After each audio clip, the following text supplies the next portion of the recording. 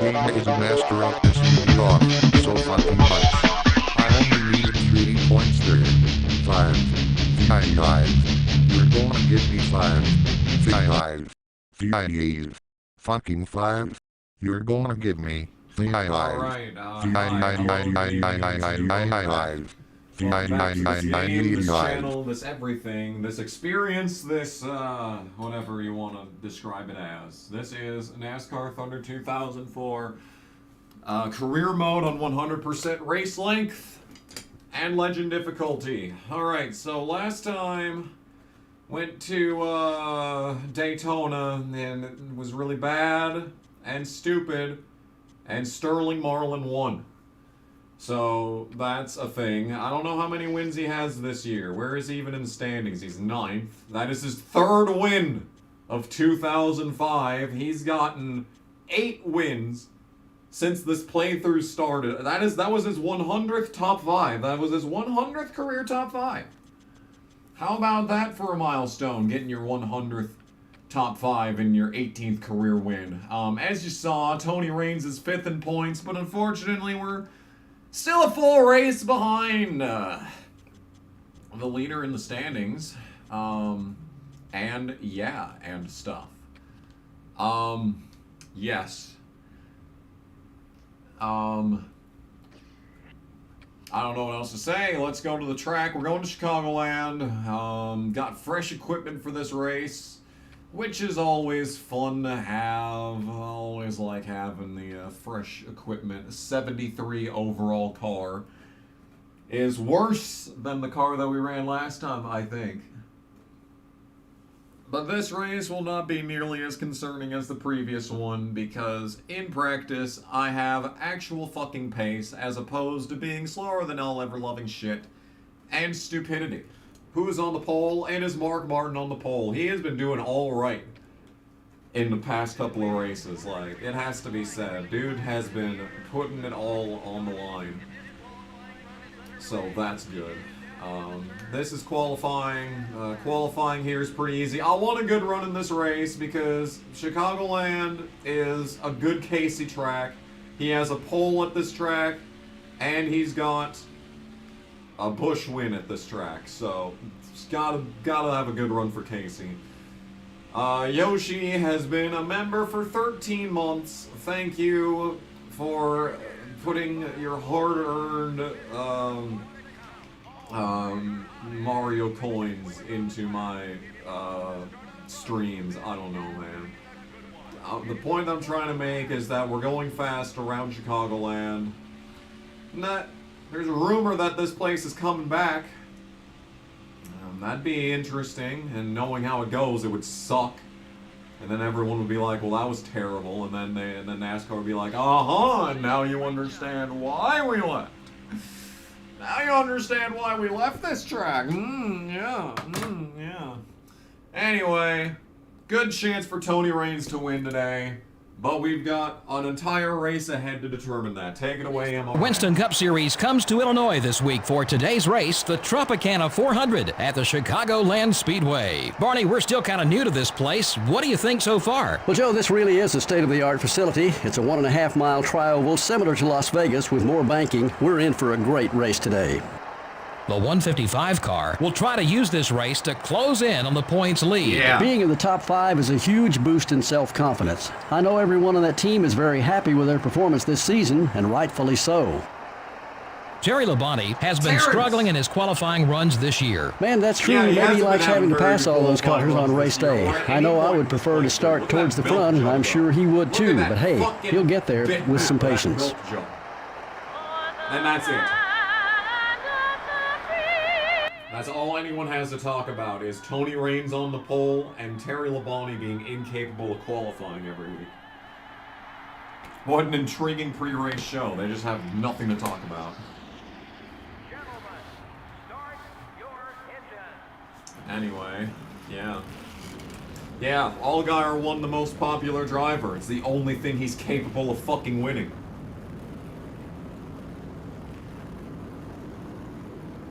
Yeah. Here we go.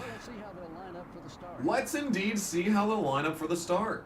Starting out The Napa car!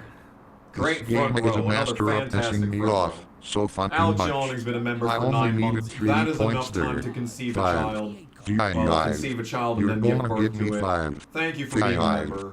V You I are need amazing. fucking 5. You're gonna give me The V-I-9. 145 car. Steve Smith from fucking American Dad is starting fifth. V-I-9. So that's good. Kenny Wallace with another good start, starting 9th. The Stacker 2 Dodge. Yeah, anyone surprised by Chase Elliott winning the fucking most popular driver vote should look back to when Dale Jr. sucked ass in 2009 and 2010, and he still ran away with it. Being popular doesn't translate anything to, like, your ability behind the wheel, alright? In the 9th row, we have the U.S. Army Pontiac and the singular wireless Chevrolet. In the 10th row are the Motorcraft Ford and the... Yeah, I didn't watch fucking, Seahawks Cowboys. I didn't watch that. I watched the debate between DeSantis and Newsom. And the M&M's Ford. 2 utterly irrelevant people. The 12th row has... I will say, Ron did a good job of salvaging his political career last night. Starting the race from row... Yo, $69.69. That's a good number. Nice. Thank you, Alex Johanning, for your contributions as always. You're basically the only owner of this channel at this point. Mexican Link must have stopped watching me at some point because goddamn. But Alex Johanning, on the other hand, just throwing money at me like I'm a e-girl. See, this is why I'm the superior e-girl. This is the reason right here. Anyway, thanks for the donation. You are awesome as always. I should make something special for $69.69. Oh, Ashton Lewis and Joe Nemechek share in a row. What's up, Red Racer 1985? Not much. It's just another day in the life. The Dodge Dealers UAW Dodge. Starting the race from row 21 will be the Granger Ford and the Caterpillar Dodge. Who's even the Chargers playing this year? Who are they even playing? Or this week? This year? Fuck. The 57 car. Isn't it some shit team that we should have no excuse to lose to? It will lose to them, probably by 3 points. Anyway, Chase Montgomery is our last car starter. Got the last car award in qualifying.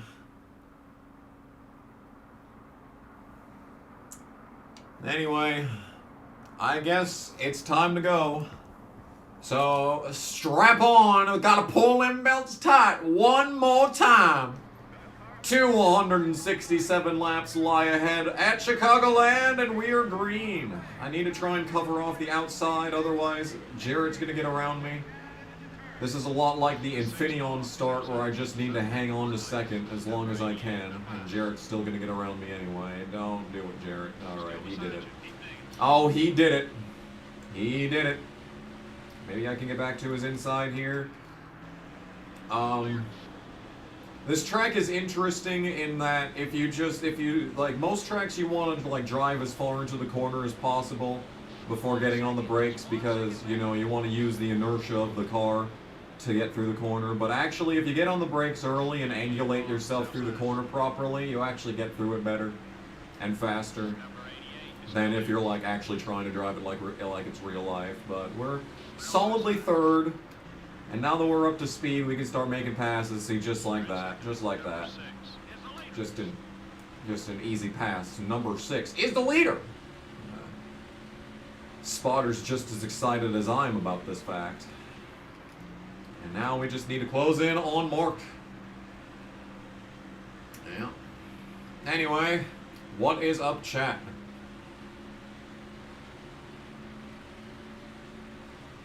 I don't really have much to say this time. Not much has happened since the stream last. Well, that's a lie, but not much interesting has happened.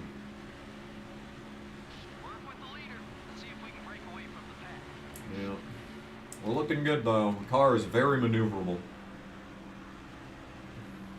GTA 6 trailer is out on the 5th. Yep, I know. It's going, well, it's going like, I don't think I work that day. I don't actually work that day, so, like, I was gonna say it comes out at 7, 8 a.m. Eastern time, which is 7 a.m. here, which is exactly the goddamn moment that I get off of work every morning. So I'd have to drive home and fucking, go open Twitter and just, not get, anything. But I think I don't work that day, so I'd be able to actually, like, stay up and watch it. So there's going to be a lot of anticipation in that. Should be good. Should be good. How's it going? I've been worse. I actually got some sleep for once, which was nice. I tried that new Dunkin' maple syrup waffle coffee. It's not as good as the Folgers French vanilla, so I'm disappointed. I'm very disappointed in that. I was thinking it was going to be really good, but no, it just smells really good. Anyway, we're closing in on Mark, who's giving me a lane, because he's just the best, even though he's a -2. Even though he's a -2, he's still giving me a lane, because Mark Martin's literally the biggest gentleman to ever fucking race in the history of auto sports worldwide. That's just how much of a gentleman he is. Yeah, CM Punk is back. Was he back when I streamed last? I don't think so. Yeah. Never thought you'd see that again, huh? I kind of had a feeling that he was going to come in. I knew that he was going to be there. I just didn't know how he was going to be there. And my Peacock wasn't fucking working. I'm assuming my mom was watching and, like, multi-stream wasn't working. I tried watching the Spanish version to see if, that would change anything, but no, that didn't change anything. Peacock just wouldn't fucking load anything. So I missed it live, obviously. So it wasn't nearly as good of a feeling as it should have been. This is fucking 10 years of anticipation of this moment. And I didn't get to experience it live because fucking Peacock could not be bothered to load. So that's cool. But I'm glad that he's back. I still don't have cable, so I can't actually fucking watch unless it's streamed on the cock. Needs to be on the cock for me to be able to enjoy it. What about the Gur Krim Crunch Crumfer? It was good. I haven't had one in like months because I never go to Starbucks. Starbucks is fucking expensive. Cox block by the Peacock. My goodness. Anyway, yeah, we got the lead. Took it from Mark, which is unfortunate. That's, typical NASCAR. He also has a win at this track, actually, come to think of it. Starbucks is overrated. Yeah, it is. Making your own coffee at home is, like, where it's at. But, like, if you're in a pinch, I'd rather go to, like, any other place in town. But it's literally right next to fucking where I work, so, it's easy to get to. We already got an engine failure on lap 11. Elliott Sadler has fallen. What a shame. What a shame. Your NBC station got removed on DirecTV. Oh, what are they complaining about now? What are they complaining about now? What are they bitching? Had any Little Caesars lately? No, I haven't. Man, it has been months since I had Little Caesars last. It has been months. I don't even remember when. It was probably in the summer.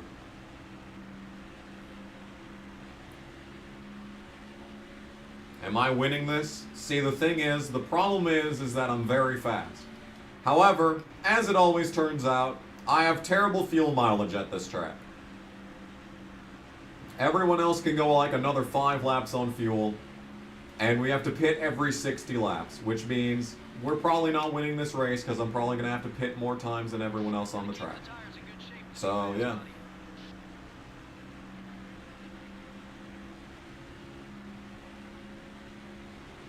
You had a 9-day-old crazy bread from the fridge. I thought that said 9-year-old crazy bread. I was going to be like, the fuck are you doing?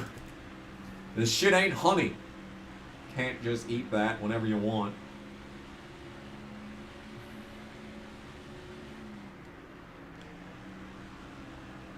You lost your Fox station on DirecTV and lost your ABC station.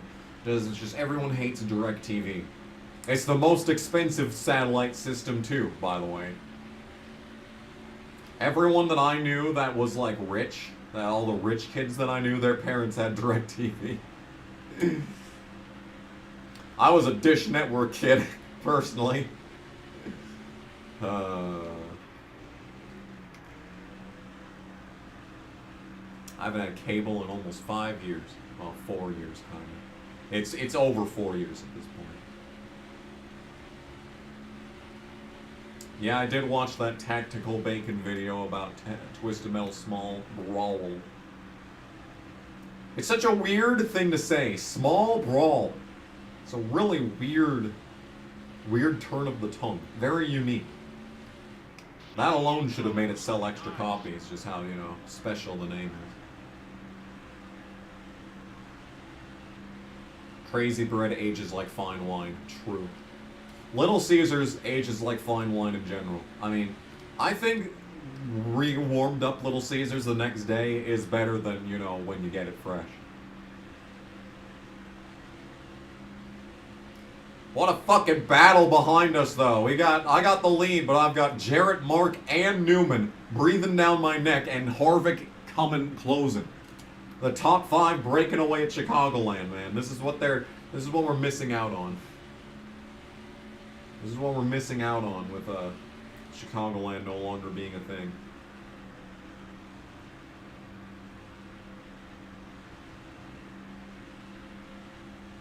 Anyway. So, if you recall from the previous stream, the psycho lady that fucking walked out on the shift and threw the entire hotel into a fit of turmoil. Yeah, she wants to come back. Made it a week. A week. And I was standing there like, my boss was like, she wants to come back. She came to my office and apologized. And I'm like, woman, she walked out mid-shift, left the register completely unattended, left the desk completely unattended, that there was no one at the desk for an hour. That is in direct violation of your fucking duties as an employee. The fucking main purpose of being on the shift is to cover the desk. Completely incapable of doing that. And she also sent, I should read the fucking text that she sent.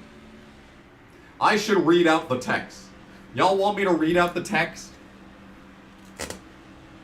Cause it's a fucking, it's a journey. It's a journey into like absolute schizo territory. But like, everyone else was like, oh, I think we should give her a chance. And I'm sitting here like, anywhere else, if you said even one of the things that she said, you would be out and never allowed to act on. There'd be a fucking no trespass. But these guys are like, oh, I think she should come back. It's like, no! Yeah, I'll read the messages at some point. It'll be a moment in time.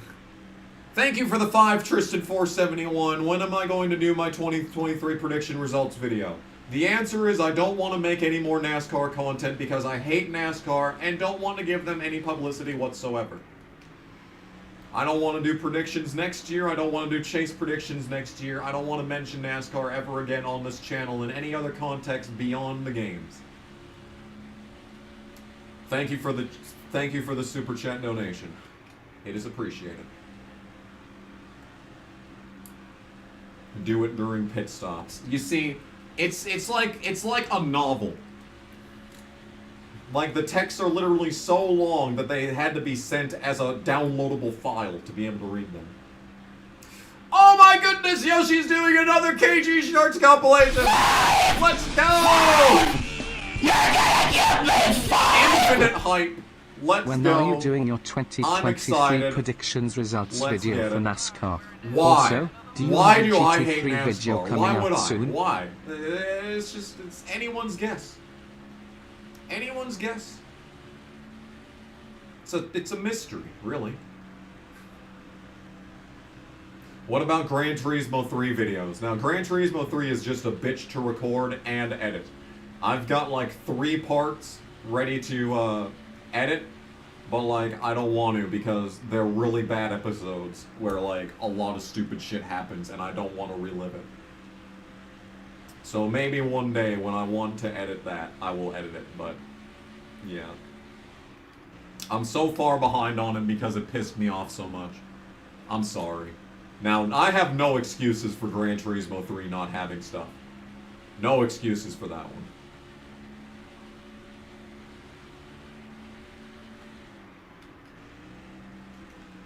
Anyway.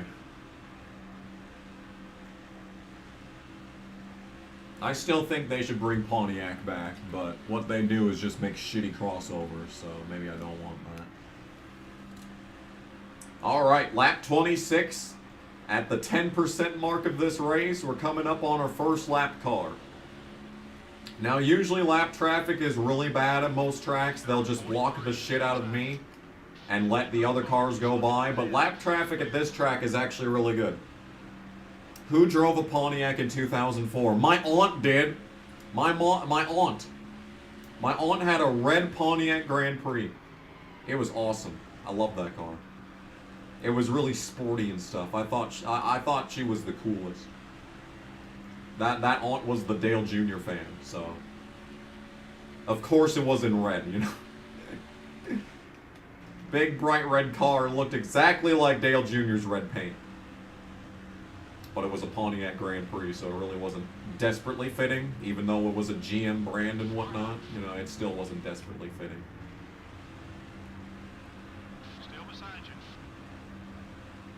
Oh, and one of my friends in high school had a fucking 90-something, early 90s Grand Prix for his first car.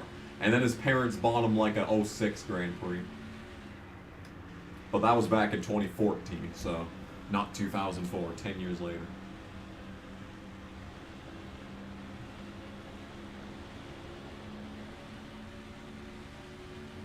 Another fake driver. Very scary.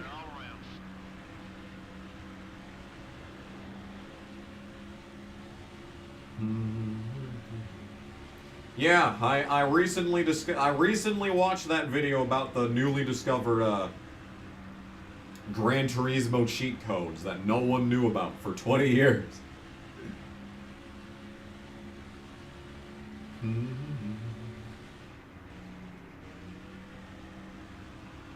Who in NASCAR drove a Pontiac in 2004? Wasn't there like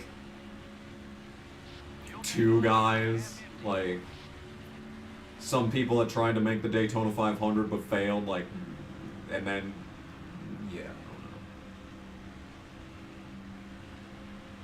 Your Pontiac Grand Prix caught fire in your driveway like 8 summers ago? That sucks. That's a relic. It's a shame that it had to die. My boss's car set on fire the other day. I wasn't there. I had 3 days off in a row at work and everything goes down while I'm gone. Fucking the head housekeeper gets fired and like goes on a fucking tirade against the boss. And now she's too scared to work by herself. So she has to call people in to watch the desk with her. That happened while I was gone. Then my maintenance guy, the guy that I always talk about who's awesome, apparently he's deathly ill. Right before his new insurance policy starts, of course. So he's probably gonna have to pay out the ass for that. My assistant general manager, her grandfather died, so she's been crying at work this entire week. And my boss's car got set on fire. All of this happens in a 96-hour period that I'm away from the fucking hotel. That's all it is. The second that I walk away, everything comes crashing down. Quite literally, everything is on fire the second that I leave this hotel, dude. I can't leave the hotel. Anyway. You managed to save $1,000 at the Vegas GP by spying on them during FP3 on your 21st birthday. Nice. That's sick.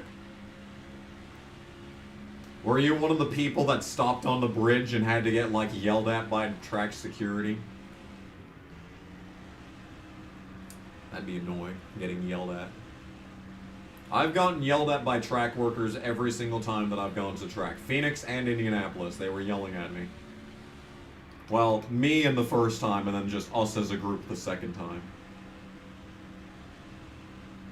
I'm like, damn, why do these guys hate me? They don't even know who I am and they still hate me. Yeah, sounds like some shit out of San Francisco. No kidding. Yeah, our hotel, for being like the best hotel in town, is incredibly ghetto. It has to be said. Yeah, that's a good point. That is a very good point. The guy that got fired was like a serious, like, felon. And was in prison for many years. So, you know, it wouldn't surprise me if he had a hand in setting my boss's car on fire. It would not surprise me in the slightest. I'm not making any accusations, but I'm just saying, I would not be surprised. For legal reasons, I am not making any assumptions. There's Steve Smith from American Dad. Or Scott Smith, sorry. Wow, that's way less interesting than Steve Smith. He started 5th. We're lapping him on lap 38.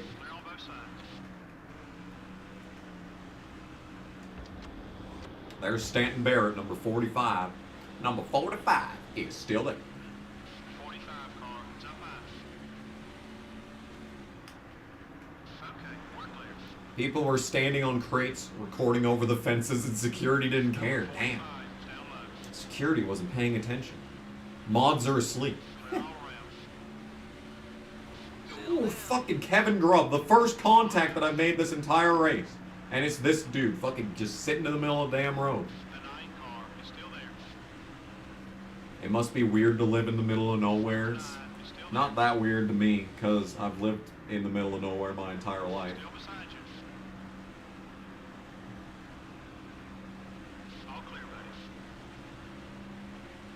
But like being able to know every single road and every single, you know, twist and turn and exactly where everyone's at all times, it's pretty easy.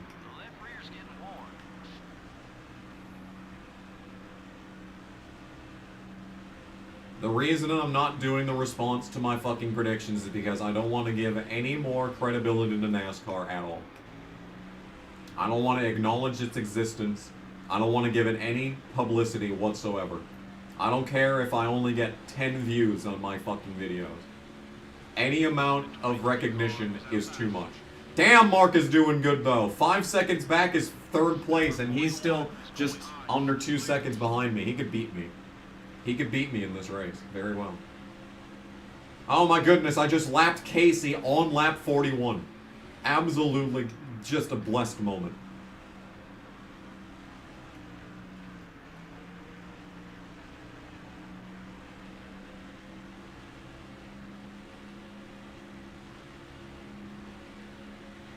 What tirade? There are many tirades on this channel. There have been many tirades on this stream so far.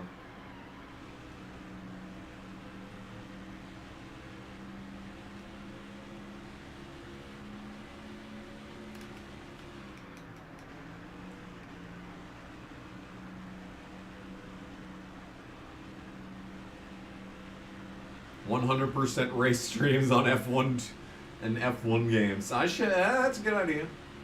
I might even drag my wheel back out for that. But those streams would be so short, I'd have to do 2 races.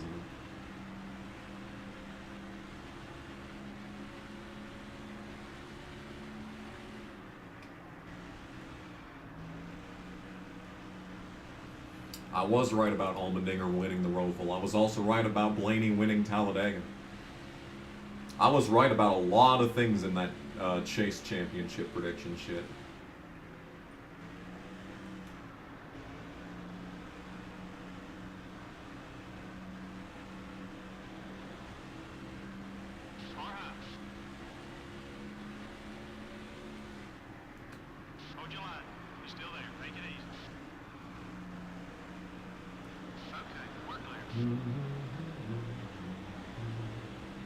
See, Jeff Green ran like 5 races total in the one car, and yet he was putting this in the one car because of when the game came out. And Christian Fittipaldi was only in the 43 because like a month before this game shipped, John Andretti got fired from the 43. Otherwise, he would have just been in that car. And you see, that's a crazy thing, is that the only reason that I knew anything about Christian Fittipaldi as a child was because of this game. My neck itches. I'm breaking immersion. I'm sorry, my neck itches. Okay.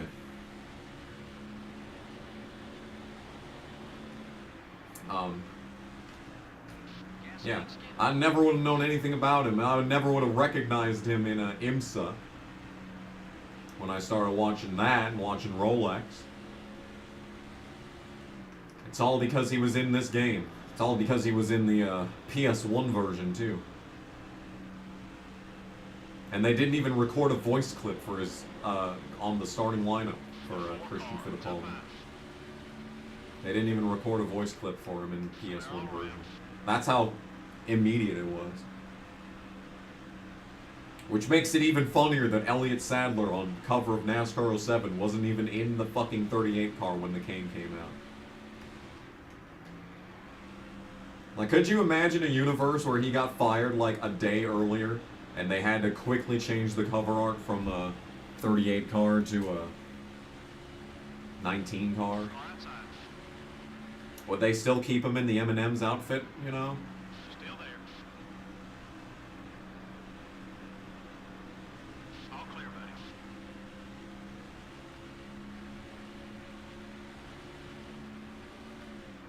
It's a shame. 43 probably wouldn't suck so much in this game if they kept John Andretti in it.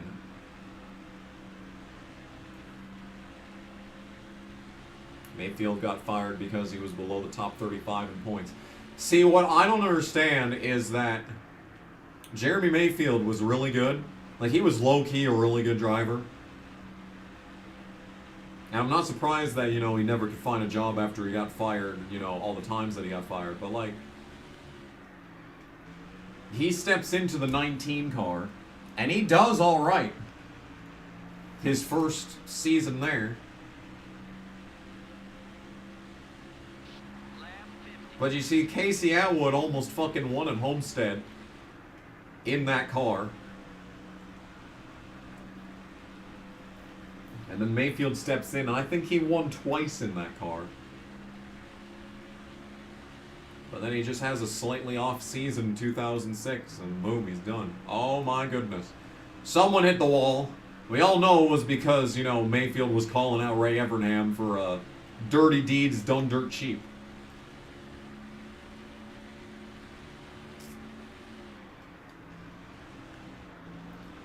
They kept Elliott Sadler on despite, like, for a long time, despite him never really living up to the expectation. Like, driver contracts were so fickle back in the day. So very, very fickle. Because now you're hard-pressed to find anyone getting fired before, like, you know, the end of the season. You know, no matter how much the team, like, the chemistry on the team is non-existent and how much everyone hates each other, they still stick it out for the entire season because of sponsor obligation.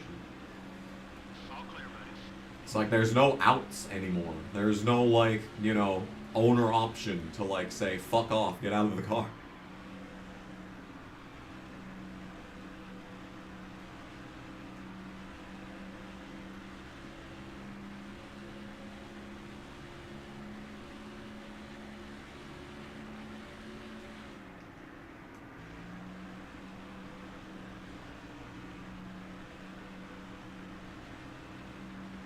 See, you say that, you'd think Gordon would be on the cover of NASCAR 07. You know, I think it's interesting that my two favorite NASCAR games have Tony Stewart on the cover. This game and NASCAR 08 on PS2. I mean, he's on the cover on the PS3 as well, but, like, let's just pretend that game doesn't exist. Oh, yeah, there it is. There it is. Who was the one that called Steve Park being a problem? In the chat. Who said that? Because now we've got visual damage for the first time on lap 54 thanks to Steve Park sitting in the middle of the goddamn road.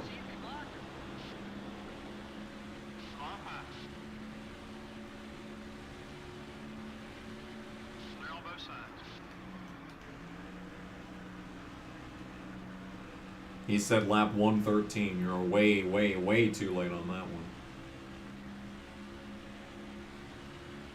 Yeah, it's strange that, well, I think Mayfield elected to not be in NASCAR 05 because of a personal reason.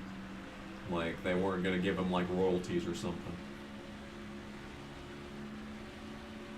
And that's why I was like, fuck off, man.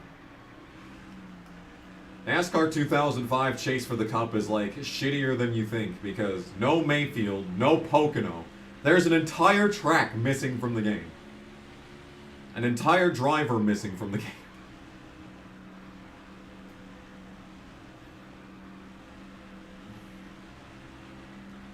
Like, I don't know, man. Wedge adjustment on the next stop. No, the car's driving fine. It's just, you know, we're on, like, the last 5 laps of the run, so it's gonna suck to drive. Oh. Okay. Sounds good. Fuel tank almost empty on lap fucking 57. Getting passed on the outside because that's just how slow this car is on the long run. I guess I'll share drive for a while. Yeah, Mark just might beat me on speed.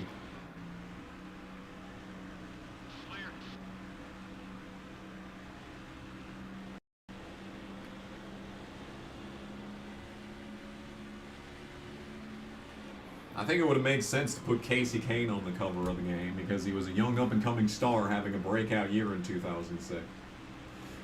It's Sadler. 4 career win having Elliott Sadler.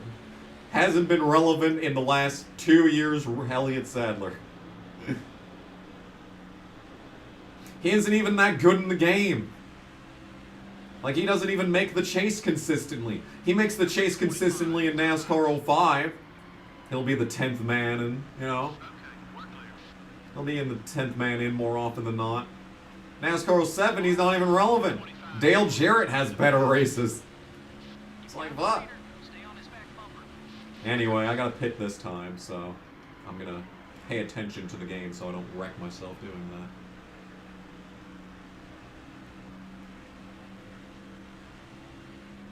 The only alternative for NASCAR 07 was Matt Kenseth. Why not?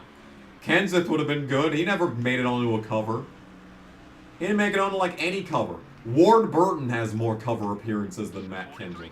Which is, you know, good, because Ward's a, you know, well-hung G, but, like, you know.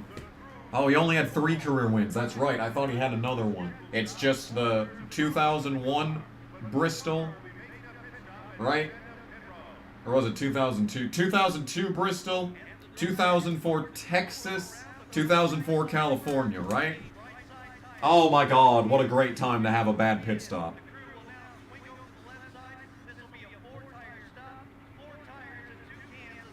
Yeah, Casey's ratings are bad in that game too, though. But, like, Casey Kane's ratings in every game is bad. Like, the only game he's good in is 05. Just like fucking Casey Mears. Both the Caseys got respect in NASCAR 05, but no other game. Which sucks, because NASCAR 05 is, like, my now most hated NASCAR game. And that's the only one where Casey is treated with a modicum of respect. You can force him into being good in the other games, but, like, it doesn't just naturally happen. I still remember when Rhino was playing through that game and Casey finished second, almost fucking won. I was like, damn, dude. I know for a fact he wasn't trying to make Casey win.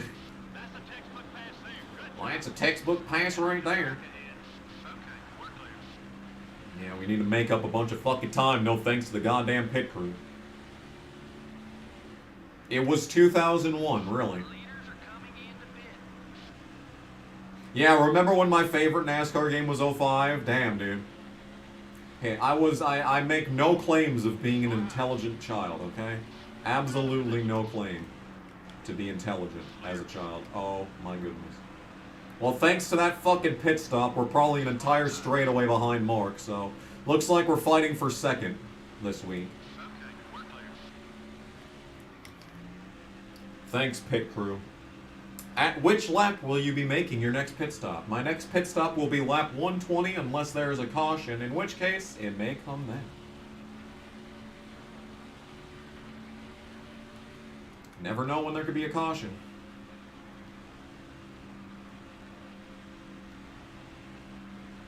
What? Watch the cars coming out of the pits, buddy. If you use Game Shark, you can get 100% races in Fight to the Top mode. Don't you mean Action Replay?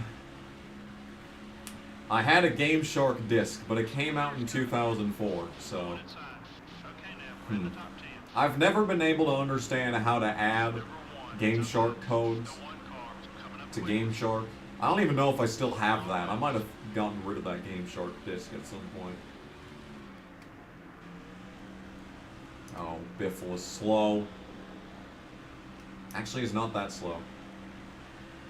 Okay, down the track we go. Got one outside. Clear.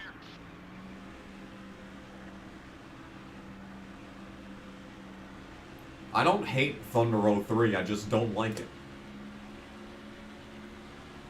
This It's not game fun. is a master Look, of Duke has pissing been a me member off for so 21 fucking months. much. You've I paid for only this needed shit for 3 21 points months. there. 5. And I appreciate it. 5. Thank you, You're Leduc, for gonna being a give me 5. legendary 21 month 5. member. 5. Fucking 5. You're gonna give me 5.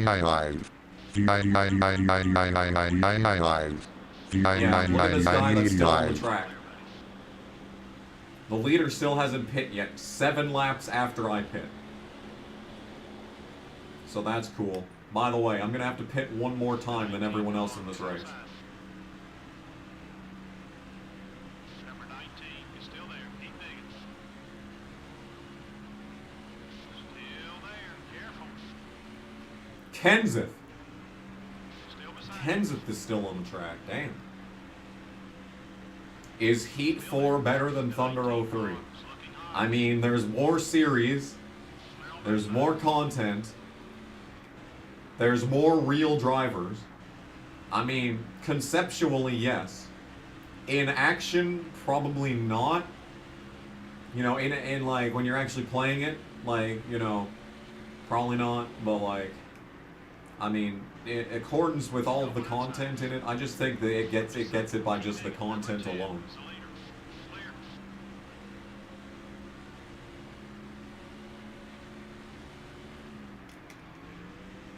You're in Chicago, be careful. Door bumper clear says Chicago is real violent. Well, we're actually not in Chicago. We're in a suburb of Chicago, but it is South Side Chicago, so, you know, that's a fair point. When I was driving back from Indianapolis, I thought about driving past this track, but I was very afraid of getting within the vicinity of Chicago during that trip. You know, the scariest part of the entire Indianapolis trip was driving through Minneapolis. That was the scariest part. I was like, fuck, dude, I hope I survive this.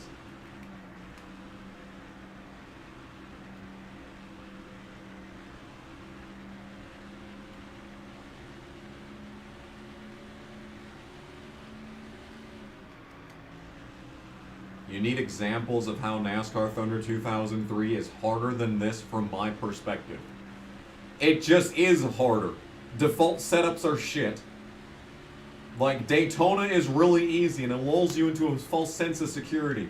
Then you hit Rockingham and you're lucky to be, you know, within half a second of dead last place. And then even when you fucking look up actual fucking setups, they don't do shit. You're still slow. And that's every race. Every race, except for plate tracks, you're dead last on pace. It's brutally difficult. I think What If said that he played specifically on the Xbox version because the PS2 version is so hard. And guess what I've never owned?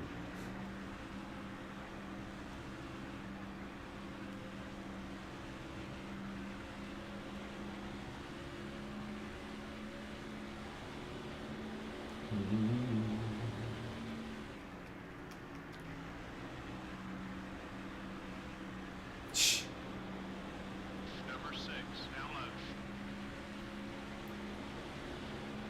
Still there. Okay, we're back. I think it would make more sense to do F1 Manager as a stream instead of edit it. Mostly because editing it is such a chore.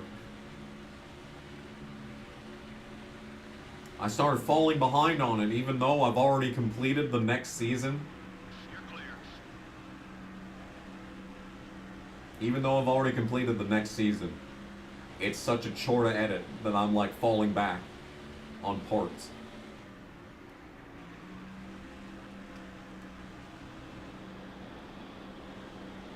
Although this past episode was the best episode of the entire season, so. The 6 car is outside. That Brazil race was just insane. That's the best episode of this entire season. Number 6 is still there. The 6 But hey, car at least you're not in Detroit. Stay focused. You get the lead back. Clear all around. So you're saying that, oh, well, that probably depends on where in Canada that you live. You're clear.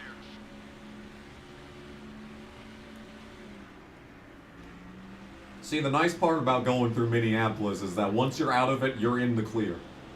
You are 100% in the clear for the rest of the trip. Like, there is nothing to be concerned about on the North Dakota Interstate. It's just a straight line back home. The 6 Mark, car is outside. you slow bitch.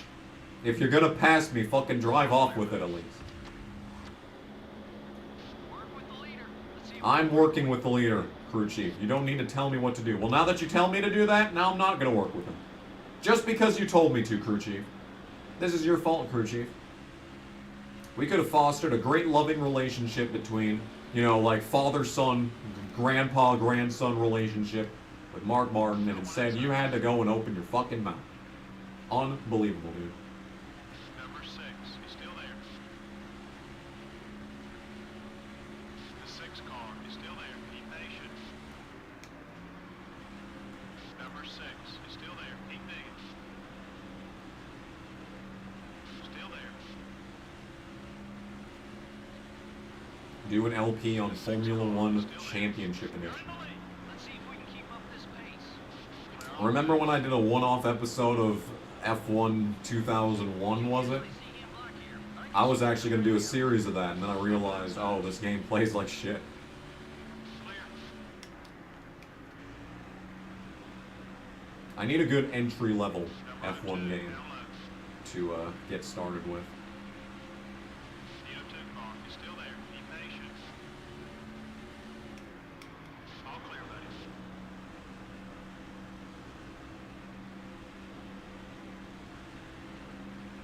Canada is a great place to live. It is cold there. And truckers don't have human rights. Like, come on, dude. Feel safer in the United Arab Emirates.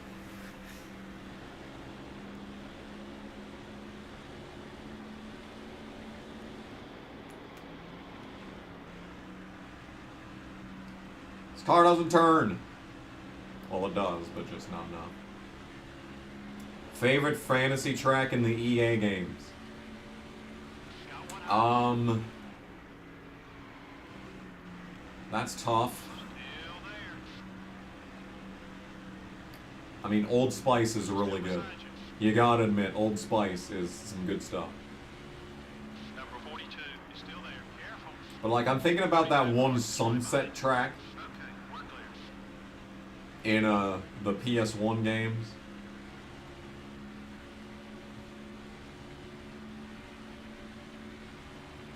I don't remember what it was called.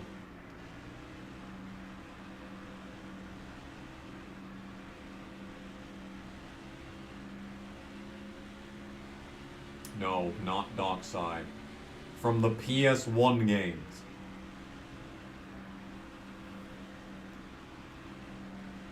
It's that one where, like, Matt Kenseth killed the field.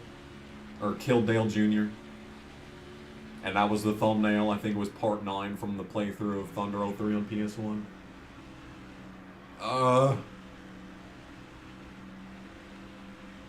Treasure Island? No. That's a good track. That is also a good track, but that's not the one I'm thinking of. I did like Treasure Island. Cocoa Beach! I think that's it.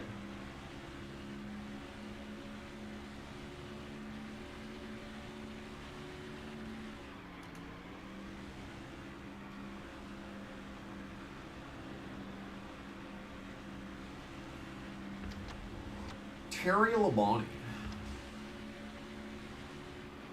Your right front tire's a little worn. Careful now. Oh boy, passing him on the outside. Down low. On the outside. Number 5 is still there. This is a track where you can almost make the outside line work. Almost. Not really even so much the outside line, but just like the middle line.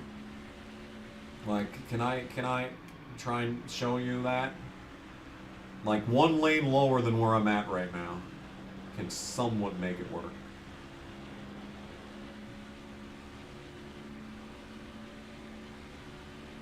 Number 5, it's up high. Ooh. Got him. 5 car is still there. Keep digging. Still there. Number 5 is still there. Be patient. Is Suzuka in NASCAR 98? Car is still there. That would have been a nice addition. Looking high. Clear. Clear. Psh, clear. Psh.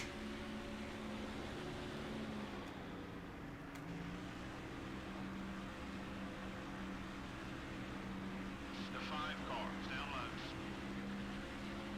I really don't have anything to talk about. Number 5 is still there. I just realized I have absolutely nothing to talk about.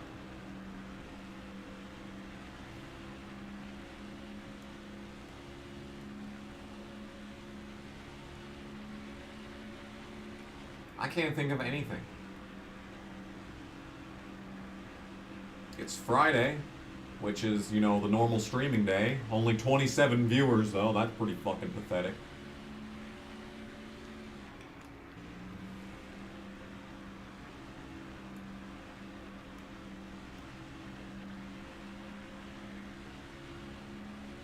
Remember Devil's Canyon. Imagine flying off the cliff. It would be instant death for you. I mean, yeah. It would be. It would be. Yeah, I'm just waiting for the fucking phone to ring. I didn't get called once during my 3-day weekend. Even though they should have multiple times.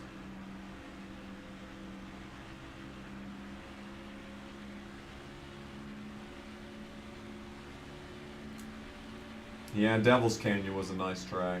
You know, all the EA tracks from, you know, 05, 06, 07. You know, there's a bit of nostalgia for those, but like, on a fundamental level, some of the tracks just aren't very good. And they're all very similar. They're all massive with like really long straights.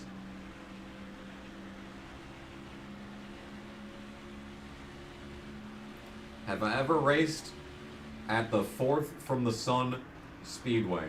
Is that in the PS1 game? Is that the Honolulu track? I can't even remember. Turn the car, please. Got one high. 45 car is still there. Number 45 is gaining on you. Clear. PS1 version of NASCAR 01. Is the PS1 version of NASCAR 01 different than all the Thunder PS1 games? Right rear's getting worn. It must be. That was the first real fundamental departure from the formula of the early games, I guess. I have NASCAR 01 on PS2, but I haven't played it. Maybe I should play that next. I'm still thinking about what we can do on live streams after Tony Raines is done. 'Cause with luck, this is the final Tony Raines season, and I can somehow manage to find a way to fight back for the championship after being 169 points back right now, you know.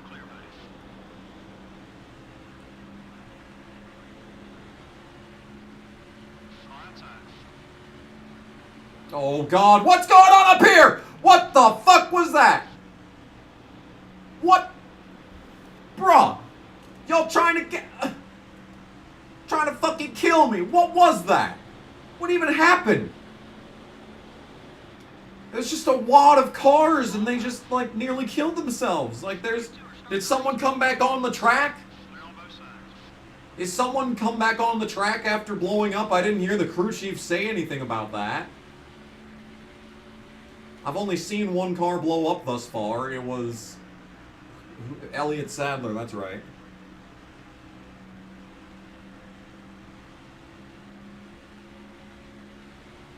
Man, this game is annoying. Kevin LePage alert. But that's not LePage, that's Chase Montgomery. LePage retired like after season 1. And Ashton Lewis is the scariest person on this track driving the 49. He hasn't committed murder in a few weeks, so. Yeah. Anyway, man, there's a lot of this race left, and I have not much to talk about.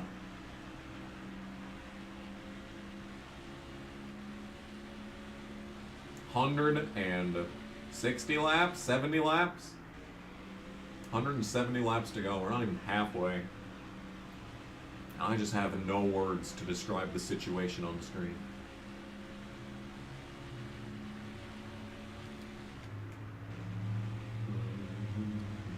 Oh, there's someone blowing up. Oh, I thought that was Ashton Lewis. No, it's Jeff Burton. Jeff Burton blowing up.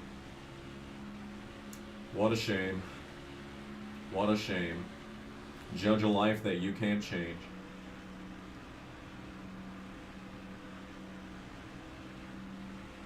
How about the fact that Brandon Staley should be fired and never set foot on an NFL field again?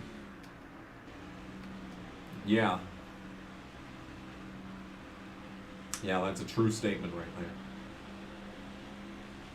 Have I ever seen Sons of Anarchy? No, I have not. I do not have cable, and I did not care about TV when I did, when that was on, so. Lap 100.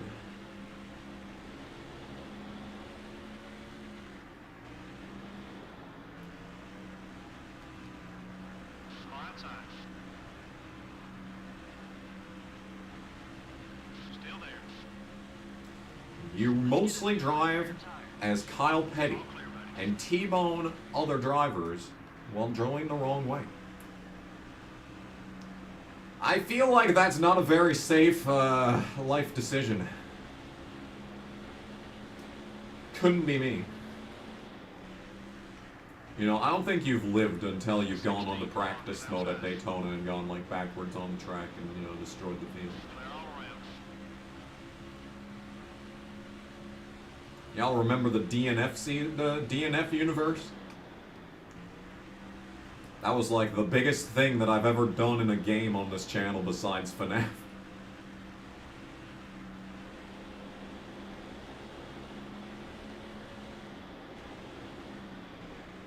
Those were like the biggest videos on this channel for a hot minute.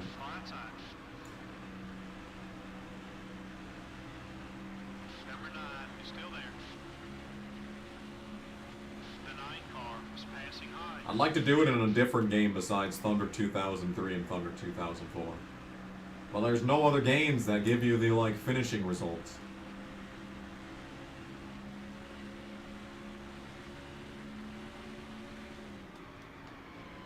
What do I think about...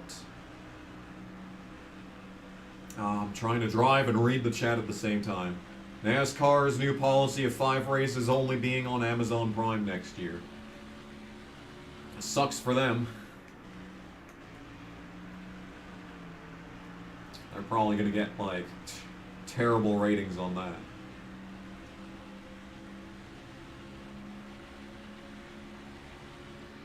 Yeah, it's really cool how NASCAR is doing every decision making every decision in their power to absolutely tank the series. And they get rewarded with a $7.7 billion TV package for the next 10 years. That's cool. I'm so glad that the worst people who have ever run this fucking sport are getting rewarded for doing terrible at their jobs. Off the heels of Steve Phelps saying, "Oh, the drivers are saying that we should increase horsepower, but what do they know? What do they know about racing? What do the drivers know about racing? No, we should do stuff with shifting." Literal brain rot. Stupidest motherfuckers to ever, you know, lead an organization. You know, say what you want about Liberty Media, but at least F1's fucking making waves.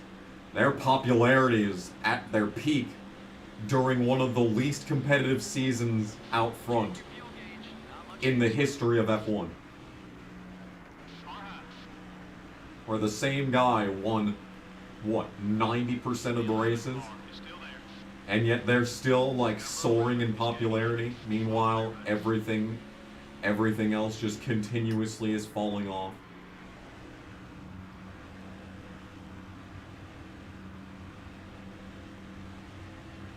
You know, I'm convinced that Steve Phelps is actually part of Just Stop Oil, and he's been trying to sabotage NASCAR from within. Like, I've never seen someone fall up so hard. I have never seen anyone less qualified to lead a sporting organization like NASCAR. Someone that is less qualified. I have never seen. And yet here he is, organizing $7.7 billion TV deals for a sport that no one's watching.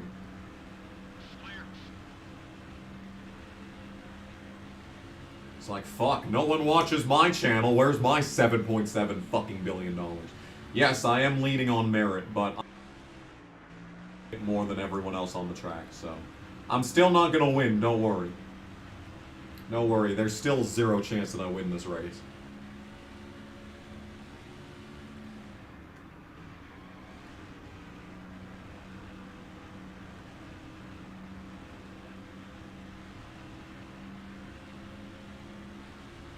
Yeah, even Brian France. The sport was in better hands with Brian France. That really says everything that you need to know. It wasn't much better. You know, it's like the difference between drinking a piss smoothie or devouring a shit sandwich. Just one of them smells slightly better.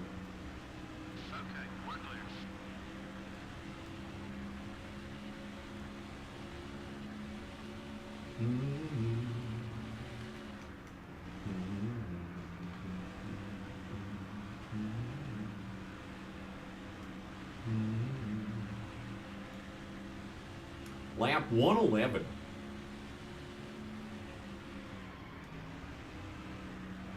Oh my god, in the fucking wall. How dare I read the chat? This race is so fucking boring that I have to read the chat. Otherwise I'm gonna fall asleep. But reading the chat means I'm gonna fucking wreck. Fucking destroy the car and be slower than shit.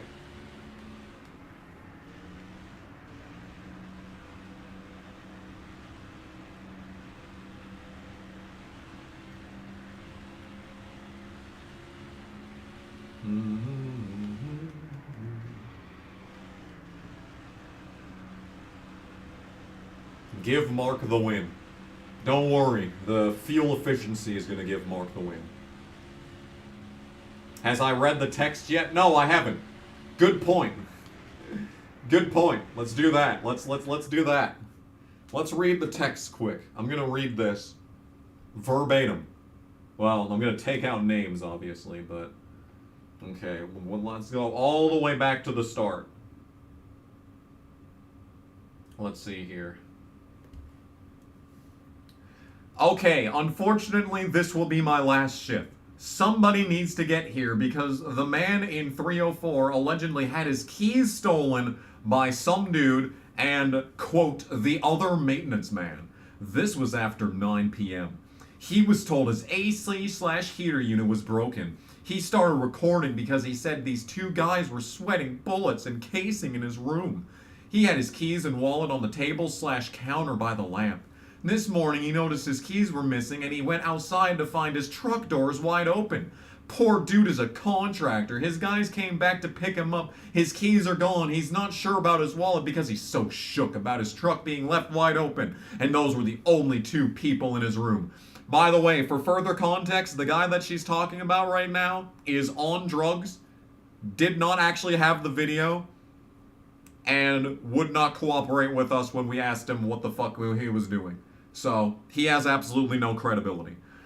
This is all too much. Plus, I was done when I got your note about the receipts and the issue with breakfast. No one ever says anything to me. Woman was here! Exclamation point, exclamation point. If there was a problem, she should have said something in the fucking receipts. I forgot my feet were killing me, but no excuses. I'm gonna make everyone's work life so much easier. I'm done. Thank you for the experience. You can badmouth me, say whatever helps you sleep at night. Have your puppet other lady get up here, cause I'm leaving. If you treated all of your employees as good as you do other lady, who knows? No fault of yours, other lady in all caps. My husband says, yay! I can go back to school. I can literally do anything I want. I'm gonna shine wherever I go. But seriously, you've got more pressing issues. And the dude has video. No, he doesn't, to clarify. He said 2 maintenance men were in his room. One was definitely the one dude, but the other definitely wasn't the other dude. He's calling the cops. He did not call the cops. You should rotate doing night audit. That hiring process will get so much more, quote, selective. Call the office liar. Boss, call other lady. That bitch jumps when you ask her to do anything. Resting face. It's sad that you need her to feed something in you. You always believe her lies because you need her to do anything because everything you want. It's sad because anything she's ever told you, you always believe. Not my problem anymore. I loved working there. Man, you guys really know how to push someone away. Now you can play victim with 4 exclamation points. Yay! Heart emoji. And I don't badmouth anyone, even though you're literally doing that right now. I'll never say an ill word about any of you. I'm just dumb. My boss responded, and then she said, really, boss? You're not concerned with the man whose belongings were stolen and the charges he could possibly press? He didn't do any of those things. You're not fuming mad that corporate was just here praising us, and then they pulled this shit? And first and foremost, you could give a shit about me leaving. Your thing is what did I say? Oh my god. Your thing is, what did I say when do I? What did lady? Because they're both sitting in the office with you, because God knows you literally can't keep anything to yourself. This is the one that I had to download because it's so fucking long. I need you to know that every kind word I've ever said about you, I absolutely wholeheartedly meant. But you being amazing in so many ways doesn't take away from the fact that you aren't someone that I could confide in if needed. I've seen how you pull people in and promise them things, and how the second they walk out the door, your need for them immediately disappears. Boss, you are so damn awesome at what you do. I don't know why you think you have to bribe people to work for you, or act like you're in junior high rolling your eyes and talking about others to your new employees thank you all to make so much them for feel watching like this you're video. new. Subscribe! I don't really care for them, but I Subscribe! love you. And the weaker employees, it tears them apart. Because the second the new hire packet is signed, you're done with them. I've seen, by the way, thank you Racer Knight 99 the second for subscribing. It tears them apart because the second you sign the new hire packet, you're done with them. I've seen you very reluctantly give other lady the worst offensive compliment, if that's what you wanna, can't, ever, and in front of everyone, 2 exclamation points. Because if other lady can't be the person you're praising, you literally cannot praise another female that works there. And I promise you, everyone, and I do mean everyone, sees it and knows it. Now, other lady doesn't seek any of this from you because she's not like that. A woman of very few few words. That's why I do love her so. I knew the first day I was there and you blurted out she had a drinking problem in front of everyone. Face palm, scrunch face, mouth over, or hand over mouth, teeth grinding emojis. Wow! I knew I'd love working for you, but I could never ever come to you with anything personal. And Kim, honey, the things you try so hard to hide are written all over your face. If you can't stand to give anyone a compliment or any praise, congratulations, pat on the back in front of her, because if it's not her, I, meaning me, as in Kamikaze Games, gets Employee of the Month again. Other lady knows her shit to the T. And most definitely she's earned her shit. She's not in the same class work-wise. She's obviously higher in the ranks. But yet, when you compliment her, it's literally from the bottom of your heart. Well, I'll get to that in a minute. But anyone else, shrug emoji. And if you think I'm the only one that sees this, you're sadly mistaken. The bet is she's got something on you, and I already know you're gonna read this out loud in front of everyone. Good. I want you to. I'm begging you to. Prayer emoji, prayer emoji, prayer emoji, prayer emoji. Actually, that's not prayer emoji. It's actually the high five emoji, but everyone uses it as the prayer emoji. I'm not afraid to speak the truth. It's a little weird your obsession with her, like she had a fever. Do that meant we literally had to freeze to death because other lady had a temp? And not only that, ... That's the end of that text, by the way. That's the end of that text. This goes on. This continues. This continues. This continues. There are 3 more. 3 more. 3 more texts exactly like that you have to download to read them, because they're so fucking long. My God, dude. Anyway, the chat is like really reacting to this. I could go on, but it's mostly like that. Anyway, she came back to the hotel yesterday and asked for her job back. Yeah, that's like not even half of the text. That's not even half the text. She came back yesterday and begged for her job back. And everyone else at the hotel was like, sure, you can come back. And I'm sitting there like, motherfucker, did you even read the text? I read the text because I have nothing better to do in the middle of the night. Like, did you actually read the contents of those texts? No, we're just going to give her a job back after that. Why did I stop? Because there's more. I'm playing a video game.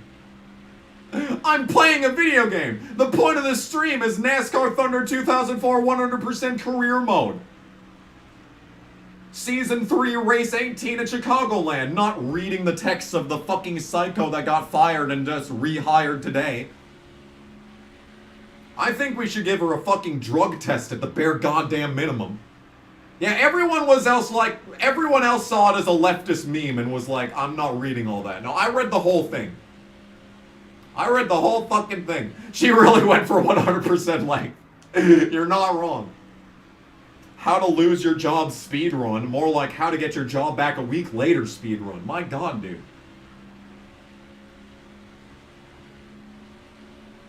My God, dude. Anyway, I'll read the rest of those later on.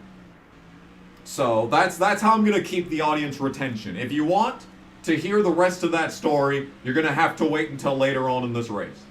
There we go. That's how we're gonna do it. That's how I keep the audience hanging on my every word. So, anyway. It is lap 117. Yeah, imagine typing that. Yeah, that was sent over text, not email. She had to type that with her fingers. Or maybe she used voice to text. Well, then again, she probably couldn't use the emojis if it was voice to text. So maybe it wasn't, you know, emojis. Or fucking voice to text. I don't fucking know. It's like Twisted Metal Lost with the full message.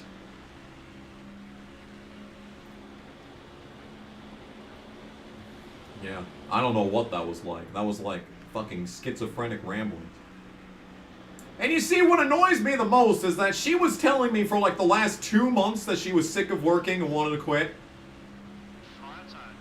And I was like, you know, if that's what you really want, then go ahead. I'm not going to stop you. You're the one that screws everything up. You're the one that when the boss comes in the morning and is all stressed out because everything's fucked up, it's probably because of this lady. And yeah, she does write her passive-aggressive notes because we've trained her over and over and over to do shit for the last year. And she still can't do anything. She's still incapable of doing her job. But the second that she fucking comes crawling back, the boss is like, oh, well, maybe we should let her come back. You know, it's like, what are you talking about, woman? Woman! The zenith of most of your stress is this woman. And she gave us the best excuse in the world to fire her. And you're just like, you finally fire her, and not even a week later you're like, maybe we should let her come back. No! No! No! We need an AI version of that read by Razor Callahan. I like that idea. I like that idea. We should have AI renders of that speech. Oh god, I just realized I needed to pit. I'm about to run out of gas. Whoops. My bad. Okay, I might run out of gas. Well, I'm surprised that I made it this far into this lap without running out. I should be out by now. Huh. Oh well. I wasn't gonna make it on fuel anyway, but like, you know. Anyway, pit stop.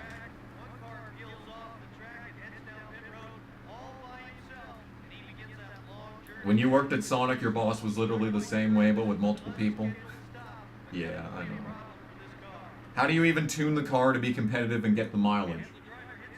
I don't know. I don't know. Chicagoland, you just have really bad gas mileage as the player. Everyone else on the field has way better gas mileage. It's just always been like that, even in arcade mode. Even in arcade mode. I did a 100% race in this game at this track in arcade mode, and I didn't win because I ran out of gas.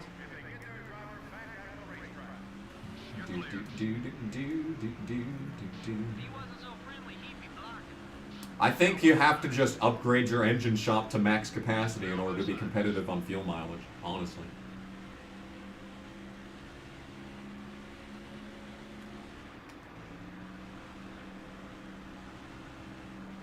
What did/does she do that most annoys y'all? Well, so the basic gist of what she does wrong is that whenever we have businesses like with accounts, you have to tell the computer to route the charges to the business's direct bill. Well, she never got it right.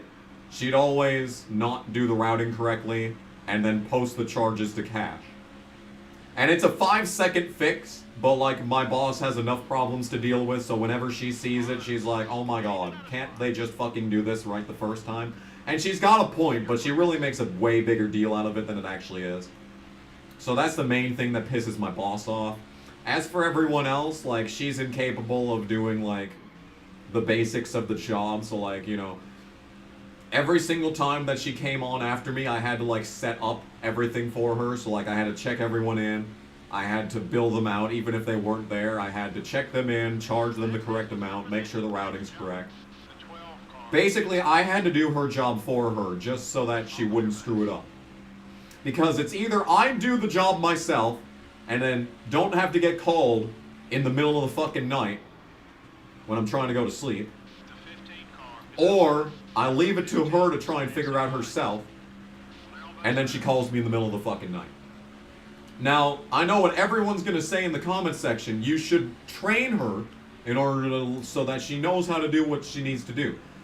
Yes, you see, we trained her more times than you can count. Every single person that has worked at the desk at this hotel has tried to train this woman, and she is just incapable of doing it. I had the best way of training her that I figured out was writing out step-by-step instructions on exactly where to click, what to do. I have step-by-step instructions on how to do the night audit process because of her. Thinks she's trying to replace me as the E-girl. Yeah. Thoughts on iRacing NASCAR game? I hope it's good, but I have a bad feeling that it won't be good. And I hope that they have all the drivers, and it's not fantasy drivers.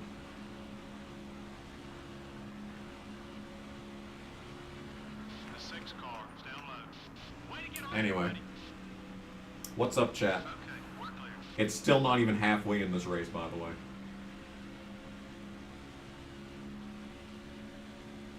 She doesn't know about the enclosed instruction book.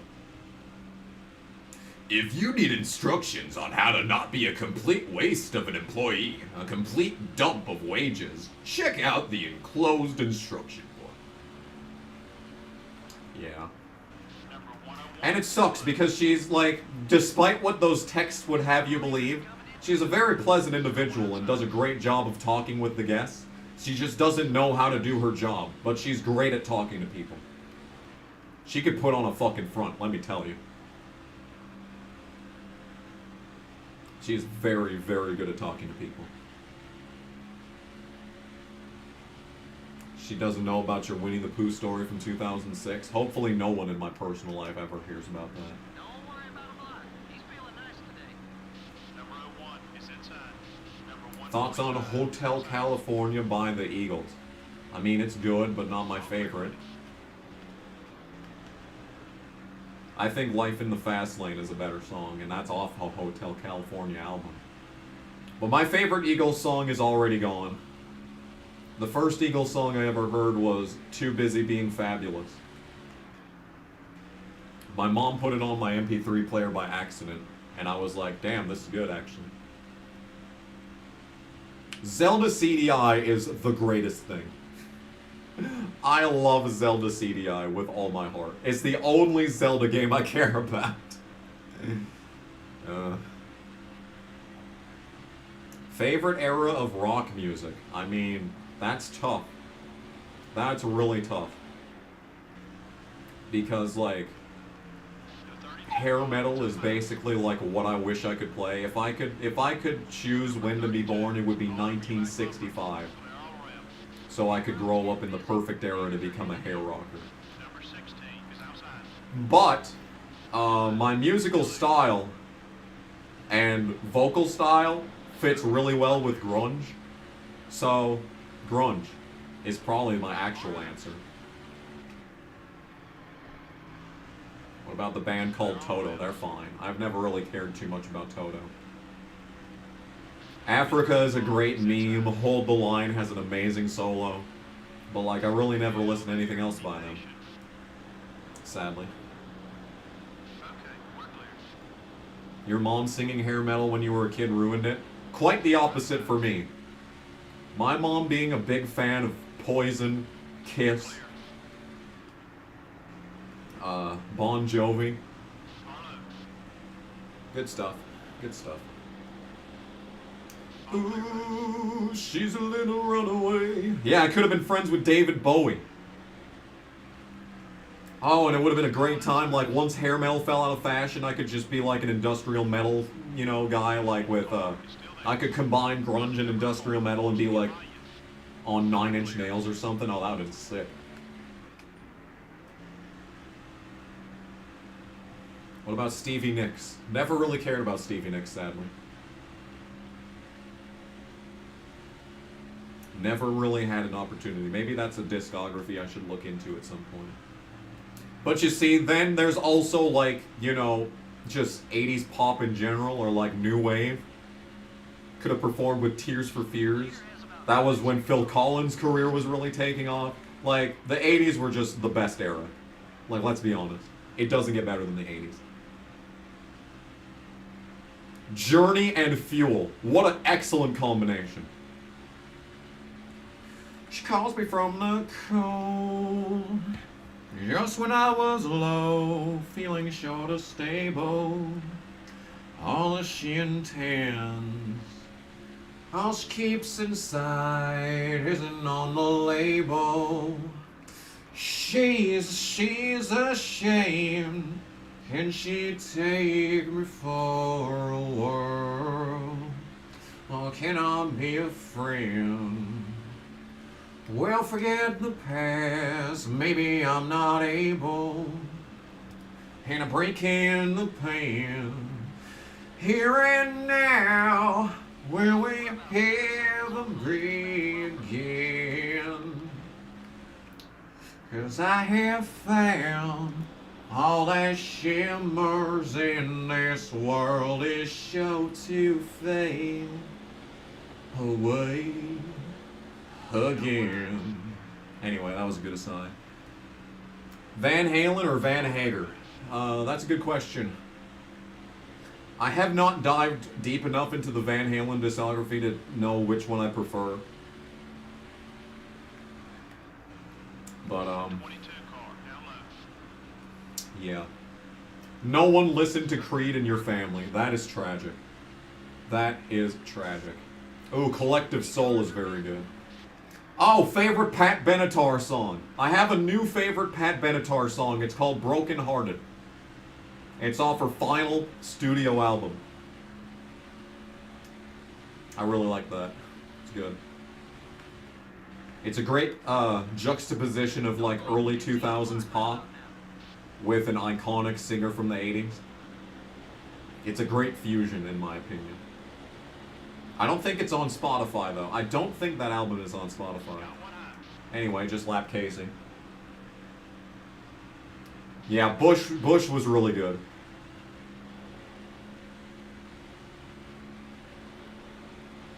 I didn't know that Come Down From This Cloud was by Bush until, once again, Spotify randomly recommended it. I completely forgot about that song. I heard it like once when I was in like 2008 and I was like, damn, this is good. And then it was that, then I don't want to come back down from this cloud was kind of like just stuck in my head as just a line for a couple of years. And then Spotify recommended it to me and I was like, damn, this shit. Bush is very good. Yeah, their first album is iconic. Unfortunately, they went with like a stripped back style for their next album and it sounds like really raw. Which, you know, is a good style and all, but just not what I was looking for following their first album. Razor Blade Suitcase is what I'm talking about. I'm surprised at how much music they've made. They are surprisingly a band with a lot of longevity. Yeah, Collective Soul is really good. They're like perfect, like, you know, they're like the definition of pop music. Like absolutely perfect. Shine. Didn't they do a version of Cats in the Cradle maybe? But like Shine is like the textbook pop song. Heavy, I really like Heavy. But that's also once again textbook pop. Like it's not like, it's like all the good parts of grunge, but nothing ambitious. It's good. I like Collective Soul. It's safe. It's safe music. Who's my GOAT guitarist? I used to have a holy trinity of guitarists. I've kind of stepped back from that. I think my favorite like guitarist of all time, probably Ron Paul Bumble from Ron Paul Bumblefoot. I think just on like sheer ability. My thoughts on Linkin Park, very good. I did not appreciate them enough when I was younger.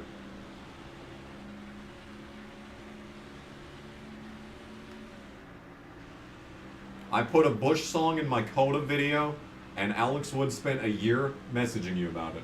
Well, I'm sorry about that. That is my bad. Favorite Rush song? It's still Spirit of Radio. I play that at the racetrack all the time.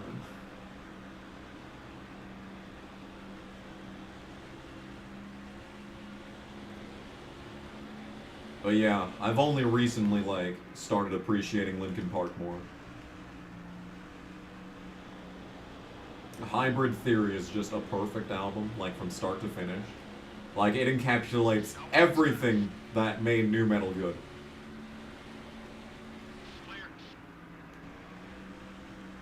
It's like I'm paranoid. Imagine Eddie Van Halen, Neil Peart, and David Bowie in a band together. I don't think David Bowie would mesh very well with that. I don't think that's his style. I think like a David Bowie, like, Pearl Jam combo would have been pretty solid. Is Dead Man Walking still my favorite David Bowie song? Yeah. Yeah. Yeah. See, the problem with David Bowie is that there's nothing new. I can't find, you know, I've already listened to everything. I really like Station to Station, though. Like the song. The album's, you know, not really that desperately interesting, but like the song Station to Station is good.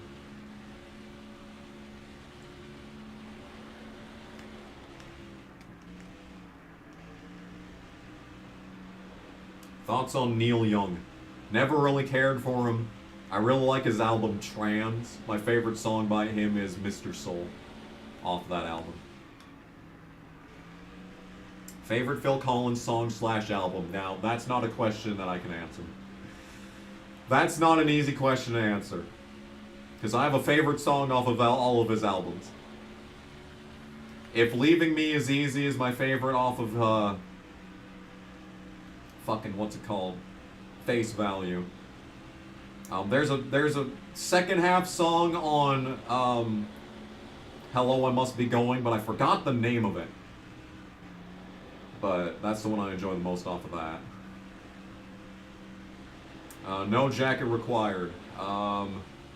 What's my favorite song off of that? There's just so many good songs off that album. I think Inside Out would probably be my favorite. Take Me Home and Inside Out. I mean, those are two perfect songs. It's hard to pick between the two. But seriously, Do You Remember is still my favorite off of that. Is Both Sides next? I think Both Sides is next. I really like Can't Turn Back the Years off that. Dancing to the Light, Just Another Story is my favorite on there. Testify, I think my favorite has to be Swing Low. I really like that song a lot, even though it's about Phil Collins, like, talking to his... It's like a song about Phil Collins talking to his daughter, so it's really hard to relate to it, but, like, the instrumentation is fantastic. Probably the best sounding Phil Collins song. I don't know, man. Eddie Money's a good one, yeah. I hadn't really delved into his discography either.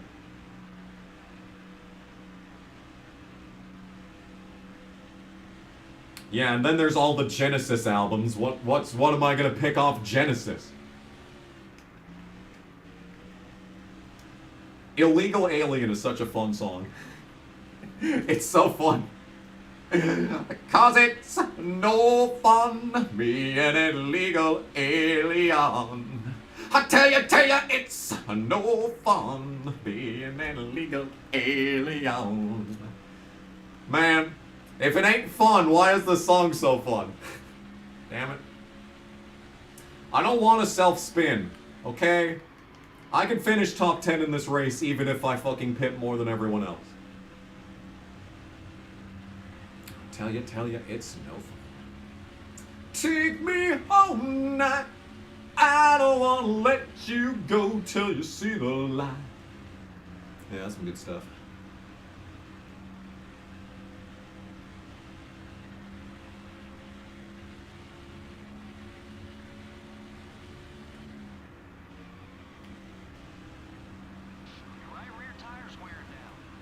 Your right rear tire's wearing down.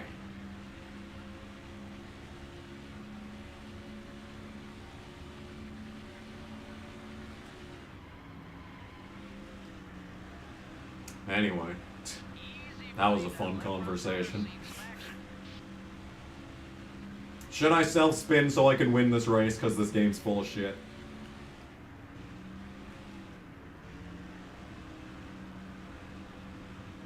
Favorite Foreigner song? Probably I Want to Know What Love Is. I don't know. I really don't know much by Foreigner.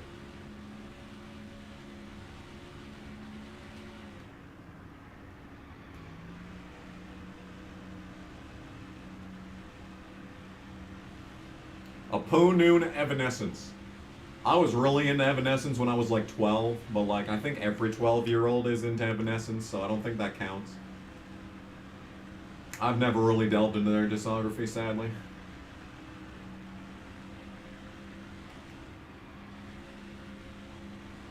Caution free to this point, yeah. Now don't tell anybody what I'm gonna do.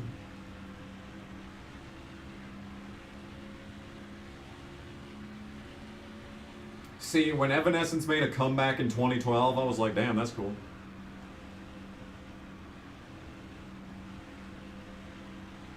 Christmas or Black History Month? You're asking me to choose between one day and an entire month? Then again, Christmas gets like both November and December. I did not listen to Bitter Truth in 2021. You are correct. Did they make another comeback? Fuck. The second Evanescence comeback.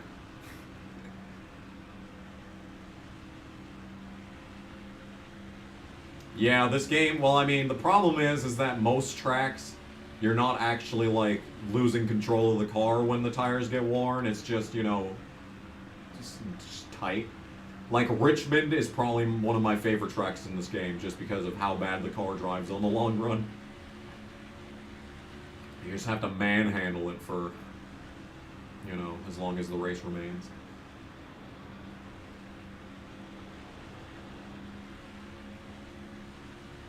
Anyway, we're still playing this game.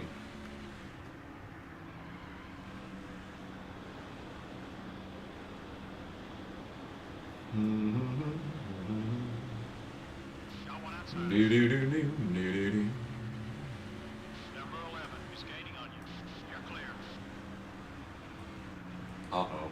Uh-oh. See, this is what I mean. It just doesn't turn. Like, it's not loose. It's not like I'm trying to keep control of the car. It's just, you know, pushing and pushing and pushing into the wall. Very boring. Very boring. How do you forget the peak of COVID with Evanescence debuting a lead single music video from their houses? I mean, I just don't ever think about peak COVID. Oh my God, Johnson! Why? Why, Jimmy? Why would you do that? Absolutely no reason for you to push it 3 wide like that.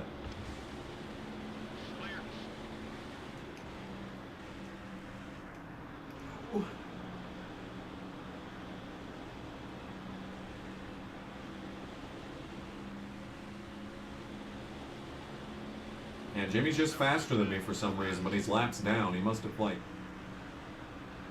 Did he blow an engine and, like...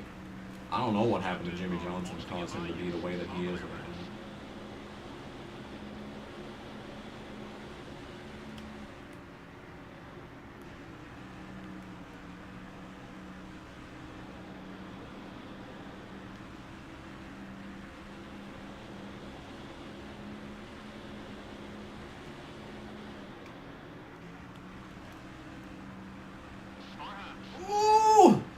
Fucking Scott Smith, 10 laps down, squeezing me all the way to the bottom, and I still passed his ass like nothing. Didn't even touch him. Didn't even touch him. Dire Straits is a band that I don't know much about. Money for Nothing's really good. Obviously. We all know that. We all know Money for Nothing is the peak. I do, in fact, want my MTV. Oh, dear.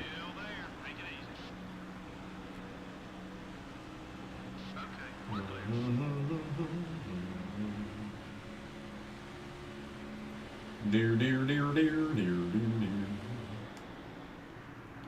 Dear, dear, dear, dear, dear. My favorite band is Dire Bisexual. Same.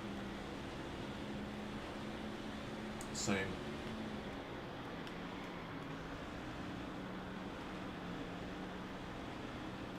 Never really cared for Billy Idol.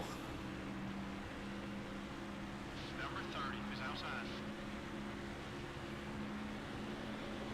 The 30 car is still Gonna be 100 laps to go this time by.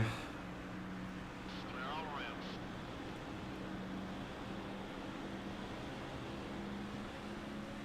Number 30 is up high. Check your fuel gauge. Not much gas left. The 30 car is coming right. You're clear.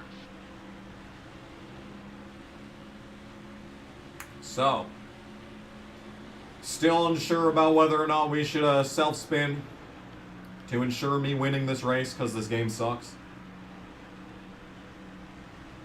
Got one down left. Clear all around.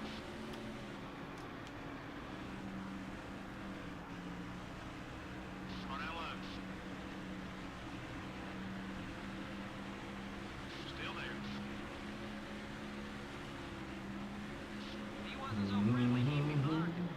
All clear, buddy. Normally, you see him black. Right about now.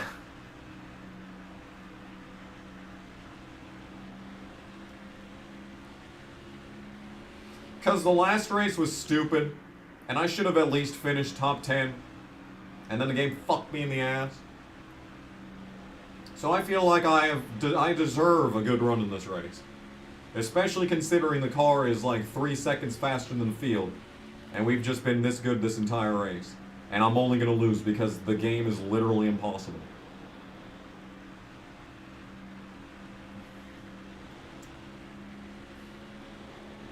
I never knew an era when MTV actually had music on it. I mean, they play like, you know, music shows sometimes, but like primetime TV was just, you know, parental control. That was a good show. Sabbath or Ozzy solo? I mean, I think peak Black Sabbath was better than any of Ozzy's solo stuff. You're still there. Be patient. Because Ozzy's solo stuff was very one note. The 16. Early Black Sabbath was like real interesting. Okay, we're clear. I think the Black Sabbath debut album is one of the most interesting pieces of music ever created.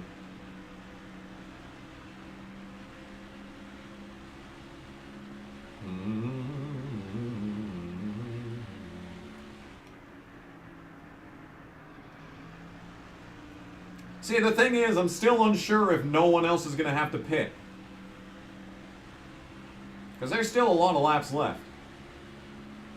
Like, it's very possible that these guys would have to, like, stay out. Iggy at 76. Iggy just released a new album. No one told me about it again, just like the last one. It's not that great. He's, like, trying to be, like, Shooter Jennings for some reason.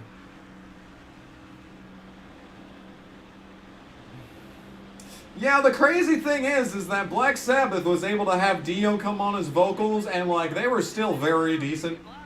It was still a very strong tenure. I can't think of any other band that, like, was able to replace their lead singer and be, like, that good still. Still there. But I think the thing is that Black Sabbath was just that good that they could, like, they could make it work with anyone. Like, the Ozzy Osbourne Black Sabbath is iconic, but, like, even when you take him out of the equation, he's still good. It's still really, like, absolutely good. Van Halen, you say that, but, like, I don't know any songs specifically with Sammy Hagar and vocals. I only know Jump. I only know, like, Panama. Running with the Devil. What's a Sammy Hagar-led Van Halen song?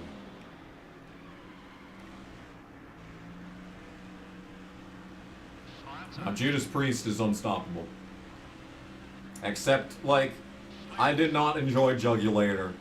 And Demolition is okay. But, like, come on.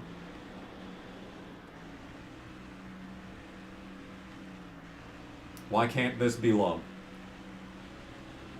3 people said that. Why can't this be love and when it's love? Can't stop loving you. So Van Halen just became a fucking, a hair ballad band. They just became Cinderella after Sammy Hagar joined the group, apparently. Love Walks In. There's another one.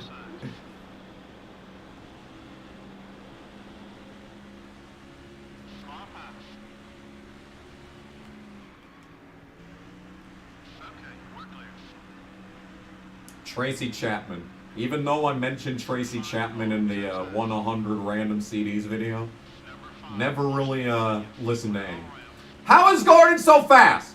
Okay, I might just have to self-spin and cause a caution so that I win this race just so Gordon doesn't. That may be what happens here.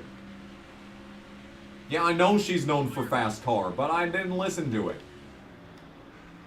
I didn't listen to anything by then. Turn the fucking car, please. You're clear.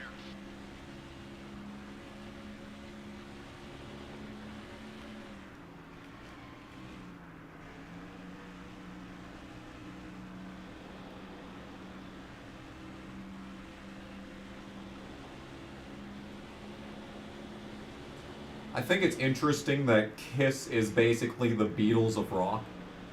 Just without the, you know, the breakup.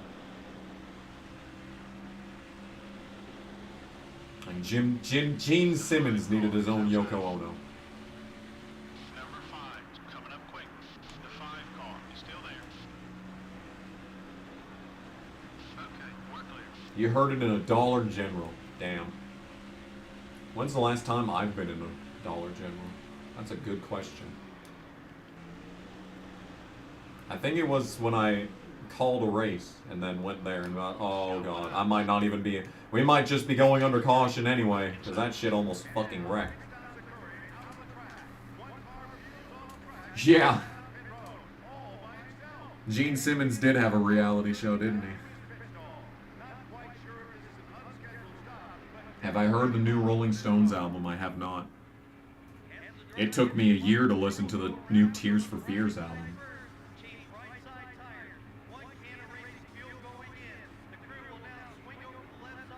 Ah, slow stop.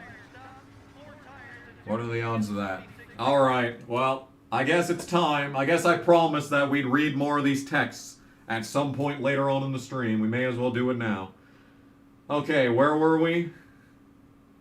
Where were we? Okay, let me just get you a recap. So she's yelling about basically everything. So let's go back to the end of the previous text that I had to download. I'm not afraid to speak the truth. It's a little weird, your obsession with her, like she had a fever. Dude, that meant we literally had to freeze to death because other lady had a temp. And not only that, next text, that damn letter we Hal had to sign. This is other lady's office. No shit. Other lady doesn't work there by herself. We're good enough to clean up after her, but not good enough to sit in her office. Her and other maintenance guy are playing all day. And that never sat right with me. But to each his own. Playing, leaving huge messes, and literally just leaving a mess. Then I get yelled at because the floor is a mess. You'd think you wouldn't have to tell 2 adults to clean up after themselves. So you said you're confused and you don't understand. Well, I just told you. And boss, I know you're no dummy. A little high schoolish because my second day of work you asked if I wax mad at you. Boss, you are a MFing beast. You know your shit. But in the actual people skills, self-confidence / esteem department, you feel the need to be liked. You crave it. You'd rather be liked than respected. And that's crazy to me. I'm not saying be a mean person, but dang, I love you, I really do. But the level of respect, I'll always respect you as a woman. A pretty much everything survivor. You name, you've been through it. I commend you for that. That's what I don't get. You're so fearless in some ways, but when it comes to people, you shrink down to someone that would pay a person just to like you. It hurts my heart that you're that way.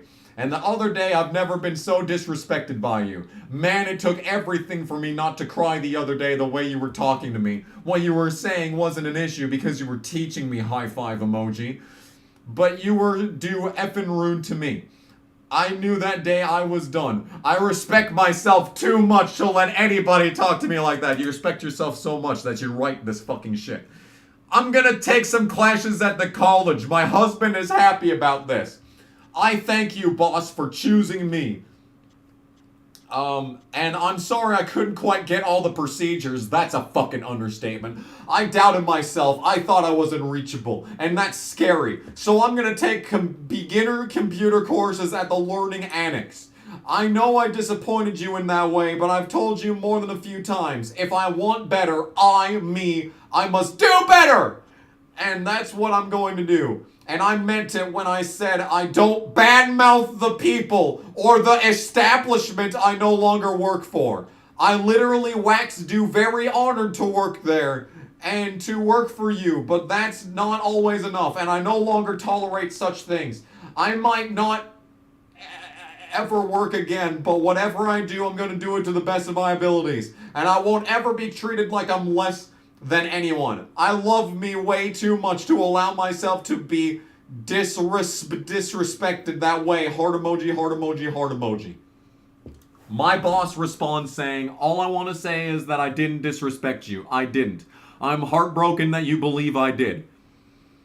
And then she says, the crazy lady says, the nicest words I've ever heard from an employee was that I don't want to lose you.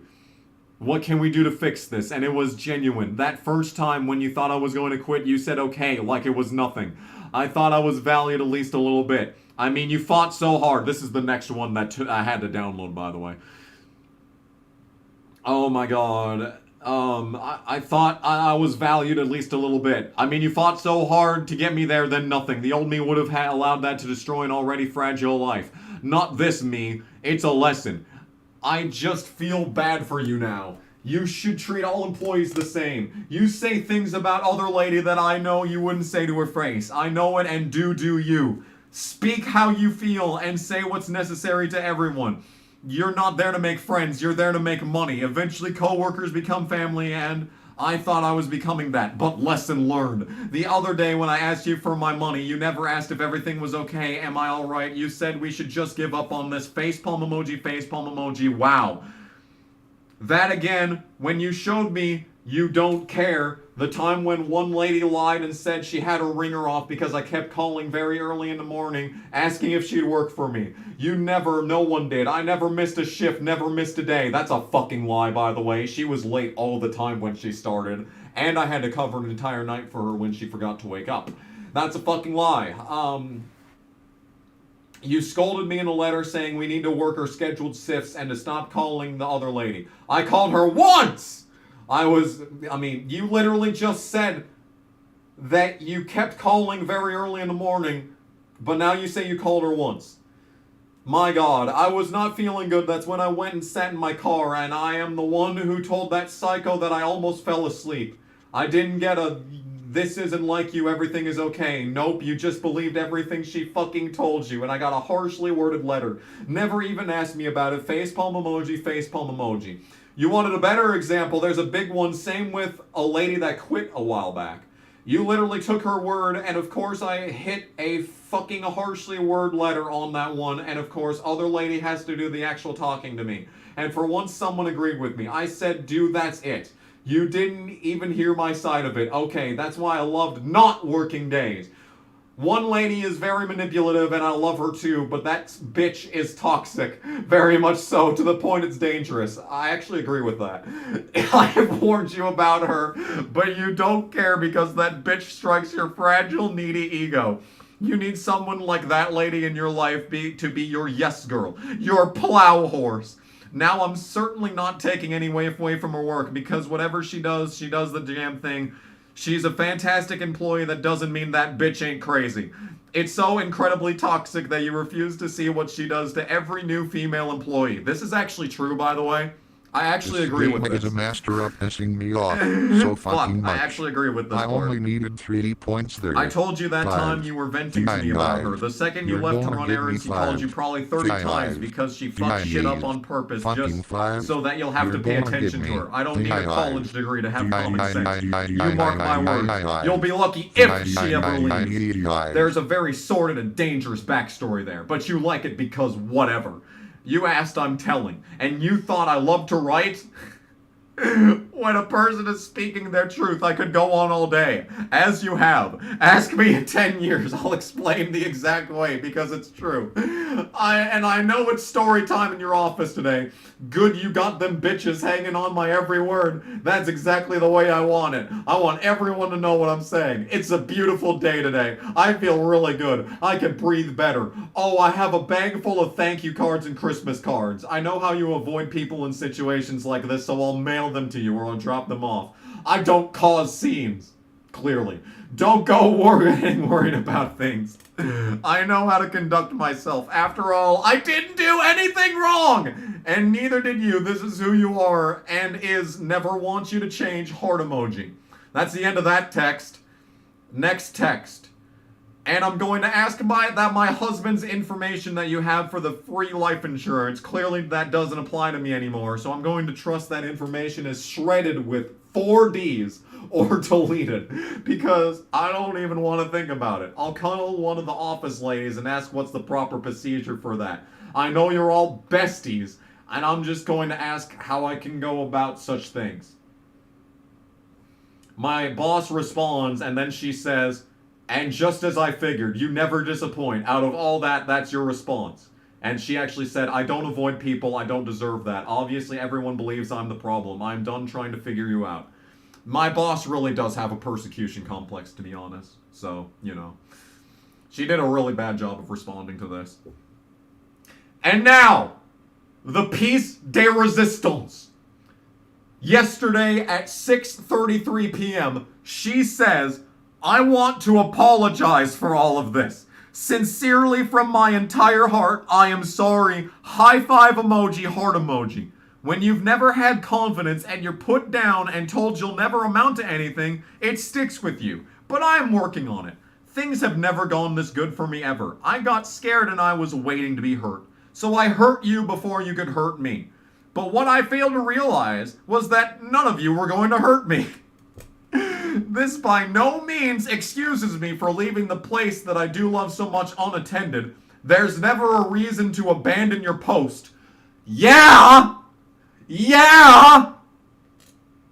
Unless you're in extreme danger. I hope you can forgive me. Even if I can't come back, which I will completely understand, I want us to be good. Heart emoji. I love you guys. I know it didn't seem like that, but all I can do is continue to be better, to do better and be better.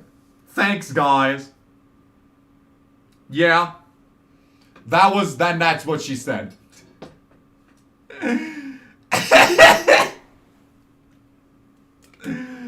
Oh my god, dude. Oh my god. Insert LA Night style, yeah. I dead ass think that we need a fucking note from her doctor that specifically says, like, so what my boss told me is that when she went in and talked to, when the crazy lady went and talked to her, she said that she was off her meds, and that was leading to the behavior. What I want is a fucking doctor. I want to talk to her doctor face to face, and I want him to tell me that this is what happens when people stop taking the meds. That this is diagnosed, and in his professional opinion, it was just because she stopped taking her meds. That is the only way that I would ever let her work for us again. But like, fuck off. You're like abandoning the shift. That alone should be immediate severing. Immediate severance, you're done. You're the only employee that's on the shift from 11 p.m. to 7 a.m. Unless you count the breakfast person who comes in at 5. But she left at 4:30. The breakfast person came to an empty fucking front desk. So, you know. So, like, I'm just sitting here like, no, don't hire her back. That is not okay. Yeah, at least she didn't steal anything on the way out, I suppose. Besides the thank you cards that she mentioned, but like... That motherfucker right there is not real. Yeah. What meds was she taking? I don't know. And I frankly don't want to know, because god fucking damn, dude. And like, I just don't understand how we could honestly let her come back after that. Like, that is just brazen. That is just, you know, there is no excuse for any of it. I don't know, man. Thoughts on the Cup car, Toyota Cup car with a new look for 2024? It looks weird. I'm sure once they put actual paint schemes on it, it'll look somewhat normal. Maybe we'll get used to it at some point.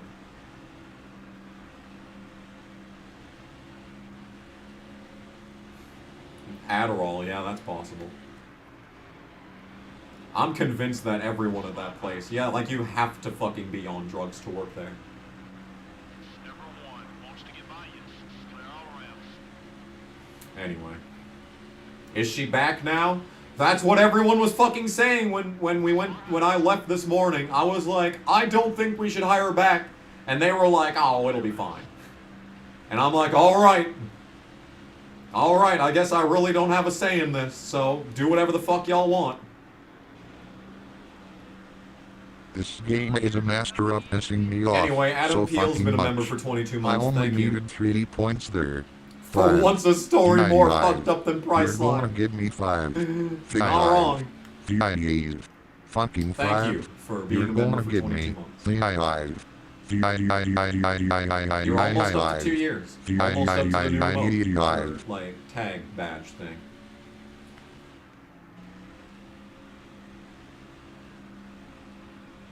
Is she a baddie, though?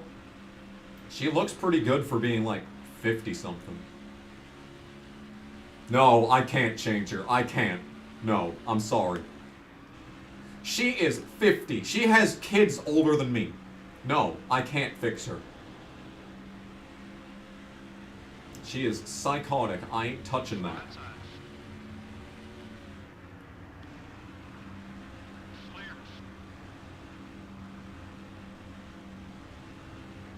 Has she even been there that long? Yes, she's been there for over a year. She was there for over a year and she still had no idea how to do her job. Without my step-by-step fucking instruction manual. Oh my god, dude. What the fuck? Brand fucking new tires and it just fucking careens into the fucking wall and is... That's awesome. That's fucking cool. No, stop. I will time you out if you keep talking. You once bruised your balls on a balancing bar at school. The alliteration there is very good. No, not early 20s. No, no one there. I'm the youngest person there by far. Well.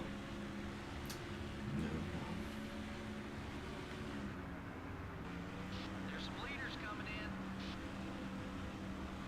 See, there's people pitting now. Like 77 laps to go. Can they make it? They might not even be able to make it. Honestly. There's a chance these guys won't even be able to make it on fuel. Like, this might be like the long con. The 12 car is trying to put your lap down. You're clear.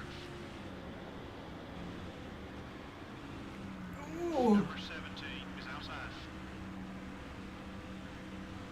Oh yeah, great pass. I hope not. Clear all around. I fucking hope not.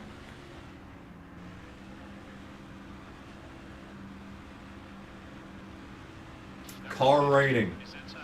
Car rating is 73.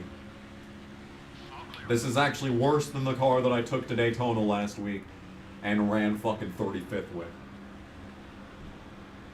Couple top 5 cars are on their way into the pits. Any Mon trivia this week? You're clear. Yeah, Mon trivia. How long until she gets rehired? Probably already has been rehired, honestly. Ooh, to the outside. Good shit. What a move. What a move. I had a Bacon King last night. It was really good. But you see, the thing is that the bacon tastes like... So, I don't know how to explain this, but the bacon tasted like how my grandpa smells. I don't know how else to word that. But like, there's this distinct smell that my grandpa had. Like, whenever I would hang out with him, like, watching movies and shit, he'd always, like, have a very distinct old man smell to him. That's what the bacon tastes like. I fucking hate bacon, dude. This is a car rating of 73. I mean, the grip, the tire grip is really high. I guess a little respect pays off. Like the chassis is really good. And like the engine is dragging it down like a 69, 69. But like the other parts of the car are pretty good. And I think the body's not desperately great either. But,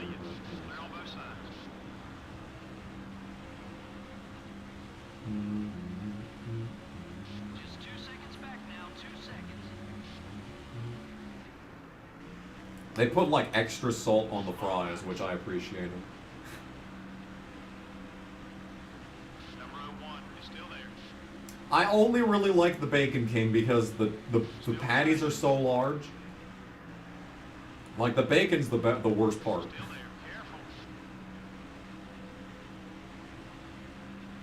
All clear. Who's in the lead right now? Jimmy Johnson. Damn. Number 97 is down low. See, there's 70 laps to go in this race, and most of the field is pit. I'm not going to self-spin.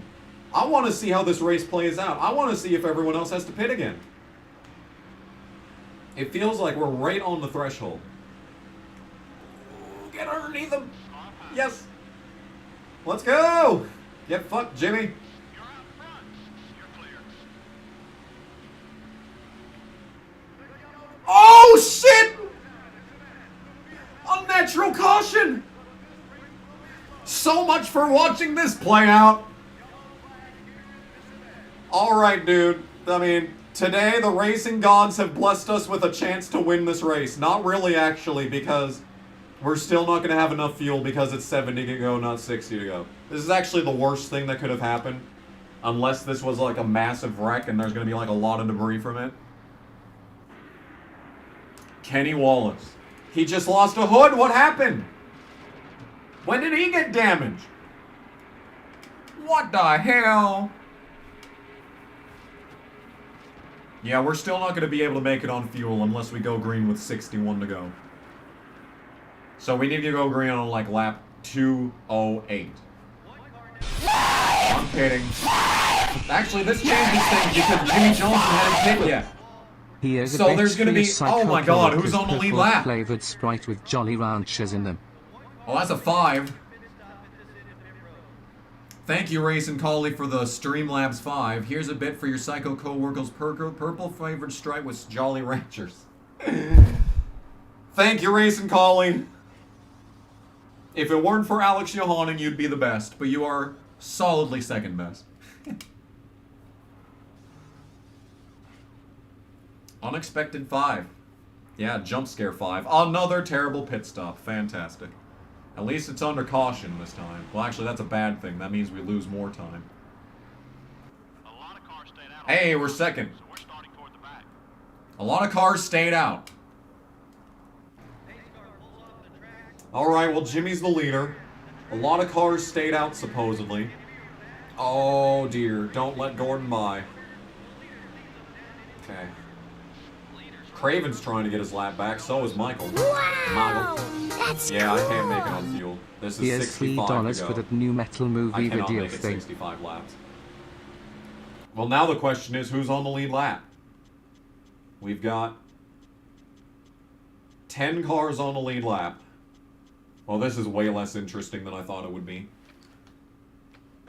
Well, hopefully there's another caution. Got one outside. I guess everyone else stayed out, so they can definitely make it. Oh god, nope, they're pitting. Okay, people are pitting. Immediately after the green. Craven is slow. And he's fucking hogging the bottom. And letting Gordon just drive past me on the outside. Fucking move, Craven. That's not my fucking fault. That your fat fucking ass is in the way. That I ran into you. No, you could just not be slow. Fuck bag. Alright. Anyway. The 24 car There we is go. outside. So that's how you make the pass on Gordon. Boom. Shakalaka just like that. All clear, buddy. Danny Hamlin almost drove for GEI, replacing Michael. Look at how many people pit under that. They cannot make it. There is no way that these guys can make it on fuel. No chance. Well, then again, fucking Gordon pit. Gordon pit, so he can. Fuck. Oh my god, turn the fucking car. 12 Well, that's more spots we're losing. Oh, cool. We're just slower than shit for no reason. How wonderful. Well, there goes literally everything. That's cool. There goes literally everything that I've worked for this entire fucking race.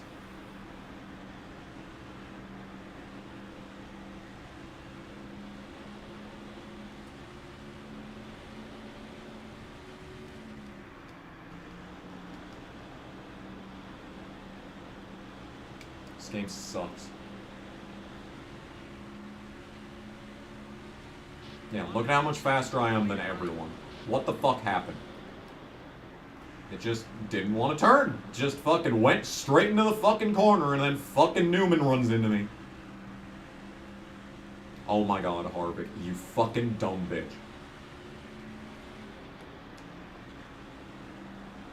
There. Suck my entire dick, Harvick. Hey, that's where the nose spot. Keep me. The 29 car is looking high. You're clear.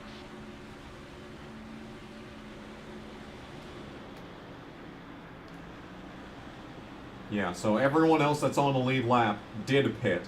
A bunch of people that weren't on the lead lap did not pit. Now they pit and lost a lap.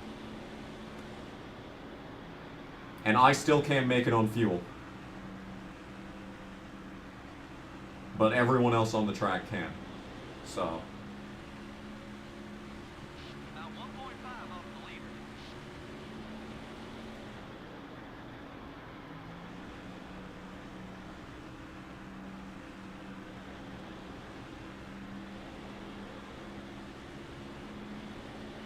Thoughts on George Santos being expelled. He didn't even do anything. The 17 car is outside. Same as Madison Cawthorn. Bunch of guys that didn't do anything wrong are getting expelled from Congress. Meanwhile, the warmongering war criminals Position. All clear, buddy. suck off the military-industrial complex every second that they get. Slaves to the pharmaceutical industry and absolutely doing everything that they can to fuck the American people up the ass with no lube every single goddamn day. They get to stay. They get to stay. The 8 car is still there. That's a textbook pass there. Good job. Leader's right there. He slips up. Make your move. Yeah, like as if any other car in this game is going to slip up. Oh my god. Number 20 is still there. You just push tight in the middle of the corner. Okay, we're clear. Look at Mark giving me a lane. Look at this dude. Okay, well, he gave me a lane in that corner, which actually did not help in the slightest, actually. Pushed me up the track from arrow push, but...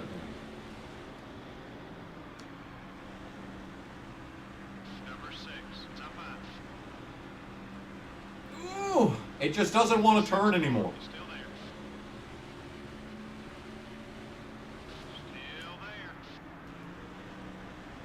Still there. Why is this car such shit? Clear on both sides. Yeah, the fuel... We're not going to be able to make it to the end of this race, and Gordon's the leader, so... Patient with the pass. I think what we should do is have a caution come out. Top 5. Because the game did everything in its power to fuck me over just now. Just to time a caution at the perfect moment that I can't make it on fuel, but everyone else can. And completely ruined an interesting fuel mileage scenario at the end of this race. All clear, buddy. So this game, I tried to play by this game's rules, and it fucked me. So we're just gonna wreck, I guess. Easy Maybe. now. At some fucking Need point. some of that grip. There we go. Beautiful. Am I getting anything for my mom for Christmas? I got my mom a Bret Michaels Funko Pop for her birthday, but her birthday was just a month ago, so I don't know. I've got a couple of options. I've got some options. So, you know, there are some things I could get.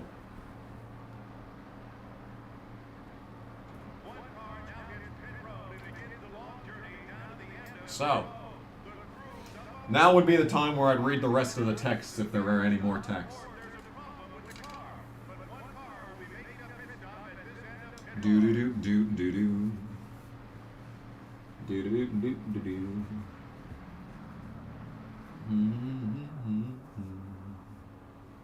Boy, boy, boy.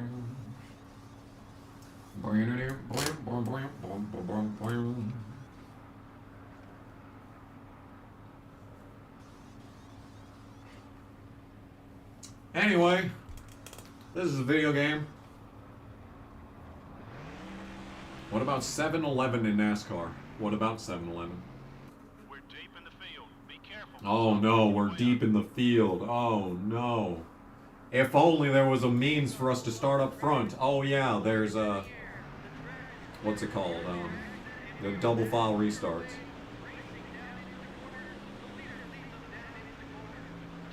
Anyway.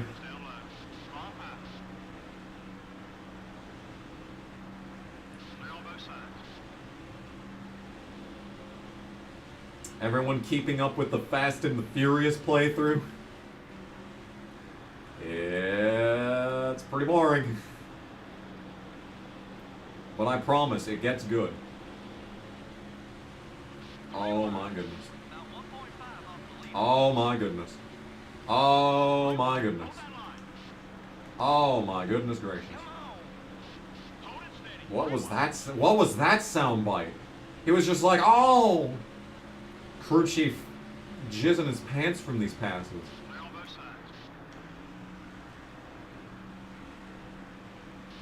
Anyway. Still playing this game. Dude, I fucking had, so I got my vitamin C tabs. They're chewable ones. I ate one after having a keto yogurt, a vanilla keto yogurt. And I had the vitamin C tab, and like there was this lingering taste in my mouth that was orange creamsicle. It was so good. And that taste just lingered in my mouth for like 15 minutes. It was like legit some good shit. They should have a orange cream flavored keto yogurt. I think that'd sell like hotcakes.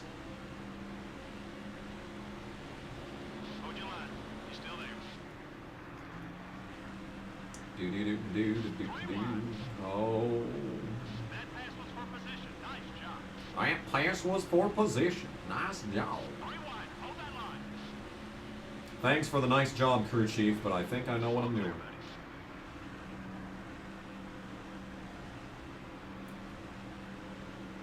How many cars are up in front? There was a few lap cars that got their lap back on the restart. Marlon was one of them, but now he's not, obviously. Oh, I doubt Kurt Busch is part of the top 5. I think Anthony's the leader. Oh! Oh, contact! Oh! Did you see that? Barely saw that. Does tails taste like orange creamsicle? Yes. It's the best combination of flavors you could ever imagine.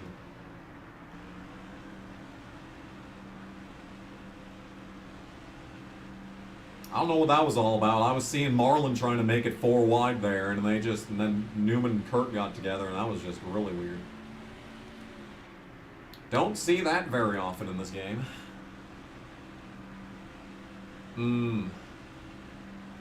Your favorite clear American water is key lime, peach, and blueberry pomegranate. I know peach is really good. I don't think they have any of those other flavors, though. They've got like fucking coconut, and I'm like, fuck off with that shit. I have never seen key lime or blueberry pomegranate. They do sound good, I will say. Not so much the key lime one. I'm not really much of a lime person.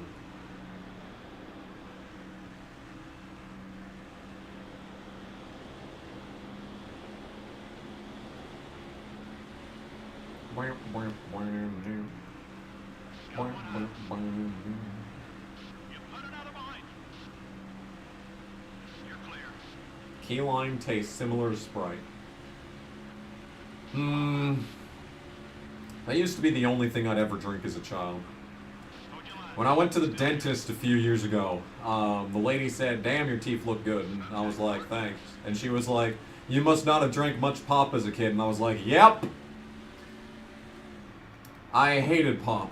I hated how when you burp it would go through your nose. It hurt so goddamn much, dude.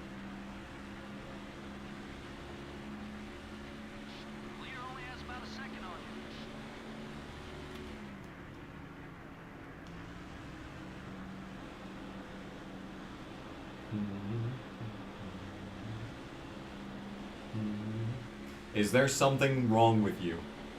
I mean, I think there's something wrong with all of us. Ooh!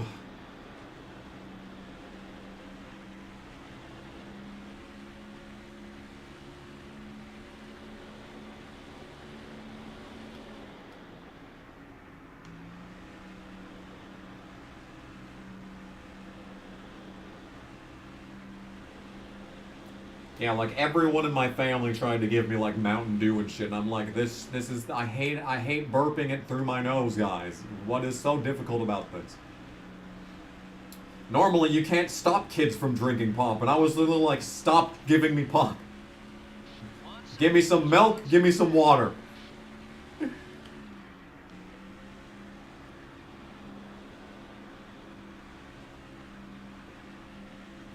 It was crazy. Everyone thought I was fucking weird. It's like, yeah, that is weird, but like...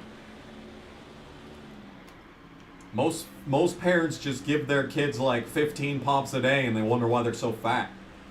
Meanwhile, I didn't drink any pop. And I still got fat. Imagine that. Have I tried Mountain Dew Voodoo? No, I have not, because it's like probably 150% of your daily value of sugar, and that is not worth it.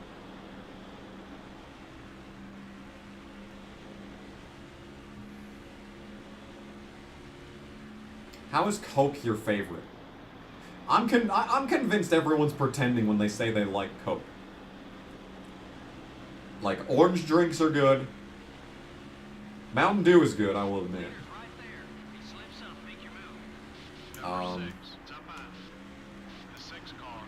But like Sun-Kissed Crush, root beer's alright. I've never really cared for root beer, but it's alright.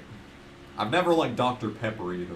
But like, one thing I've never understood is like, I had a Coke, like the first time I ever had a Coke, I was like, this is what everyone fucking drinks? This is the greatest soft drink ever created? Fuck off. I will say that I drink Coke Zero though.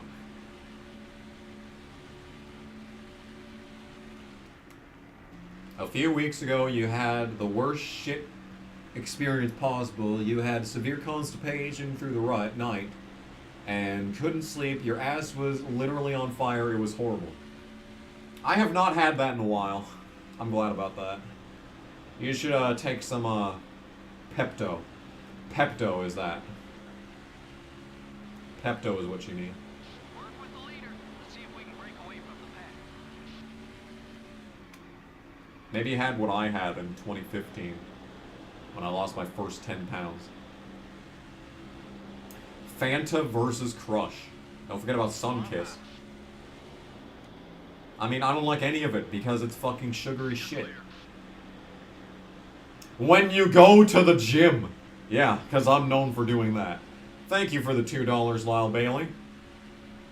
Soda tier list. Everything's gonna be an F tier. The only thing in the A tier is milk. That's cool. Dad's root beer is a favorite of mine, so is a Dad's Coke. Root beer. I've never heard of that, actually.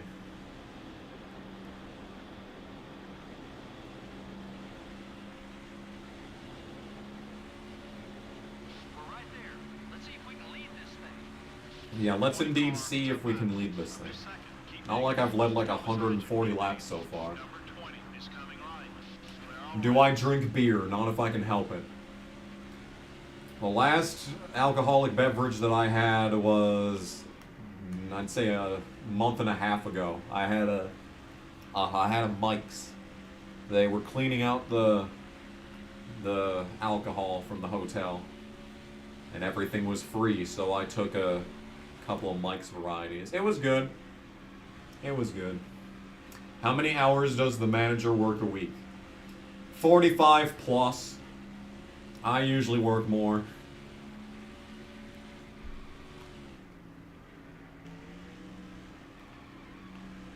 Have I ever smoked? No, I have not smoked anything ever. You've been all clean from alcohol from almost 2 years this coming April of 2024. That's good. Oh my fucking god, turn the car. That's very good. I'm very happy to hear that. Carlo. We lost the lead. All clear, buddy. Car's like, no, I'm not gonna fucking turn. Yeah, I've done edibles. Of course I've done edibles. I just haven't smoked anything. No, I haven't vaped. And no, vaping is still just as bad as smoking. 20 car is outside. The act of inhaling the fumes is bad. It's still there. No matter what it is. Some things are just worse to smoke than others. Vaping is still bad. Make it easy. Number 20 is still there. The 20 car wants to get by you. Clear.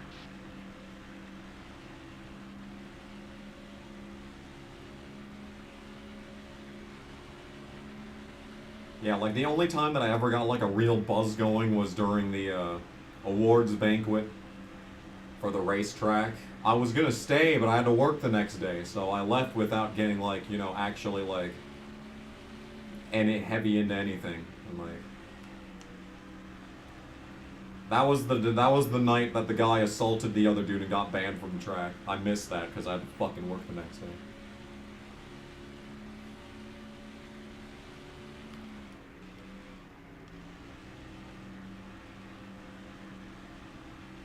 Good. Good. Continue to refuse drinking and refuse smoking. That'll make me a very proud kamikaze.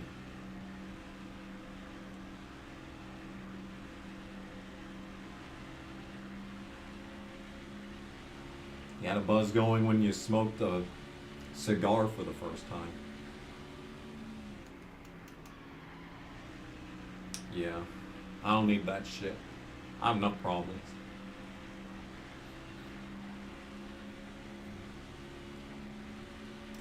Sing Fly to the Angels by Slaughter. Sure. If you look really hard, this looks like the GT3 playthrough. Does it really? Does it really though? Oh my fucking god, Dale Jr.'s 3rd place. So even though I've led basically half this race and I'm probably going to win, he's still going to be ahead of me by probably a full race in points. Going to make up maybe 15 points on him at most.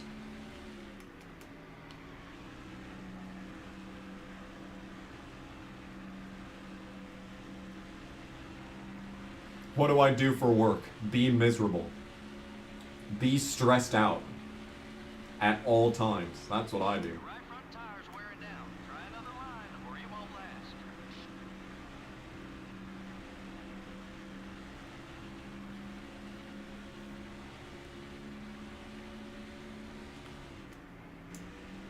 $15 points is still 15 points, but this is a good race. We're not gonna have a race this good, like until probably Phoenix.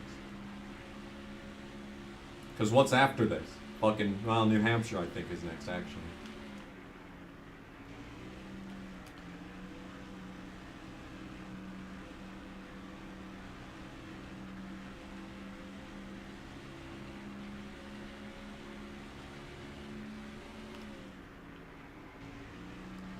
$20 is $20.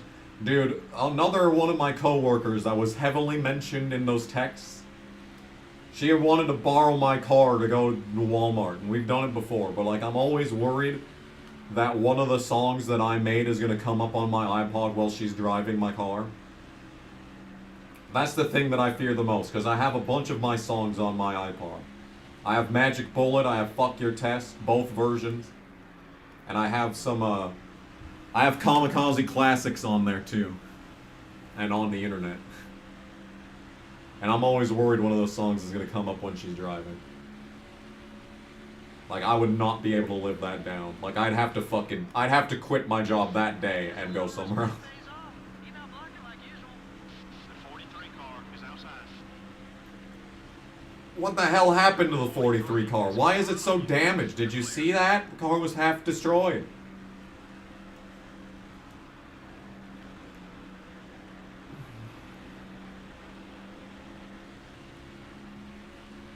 I should do a remaster of On the Internet. It wouldn't be a remaster, it would be a re-recording because I don't have any of the original sound clips. Number 02 is still there. Keep digging. Hold your line.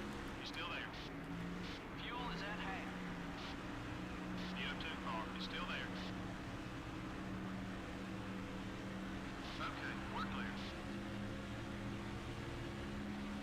Oh, would you look at that? Dale Jr. second. So now I'm gonna get maybe fucking 10 points from this win. How wonderful. How spectacular.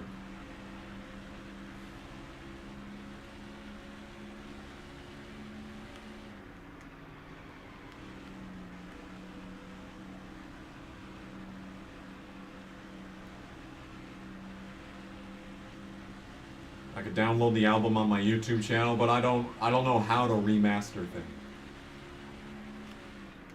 I guess I could throw it into like an AI system and have it do it for me. That'd probably work.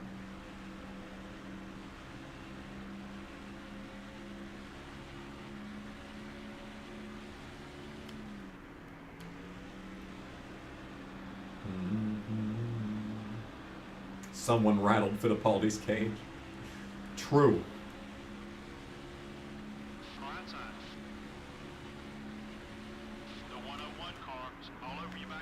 A 101 car.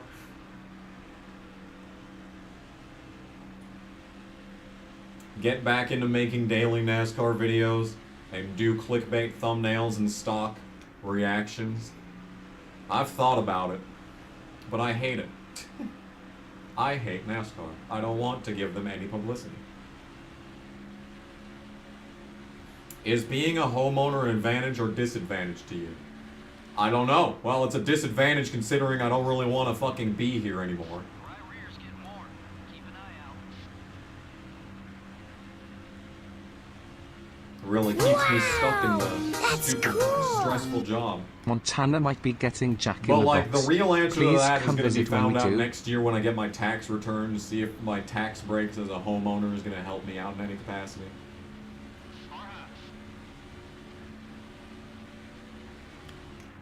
That's when we'll find out whether or not being a homeowner is actually beneficial. Oh god, Adam Peel just gave me something. Thank you for whatever that was. I will read it after the stream, which is coming soon because this race is almost over. You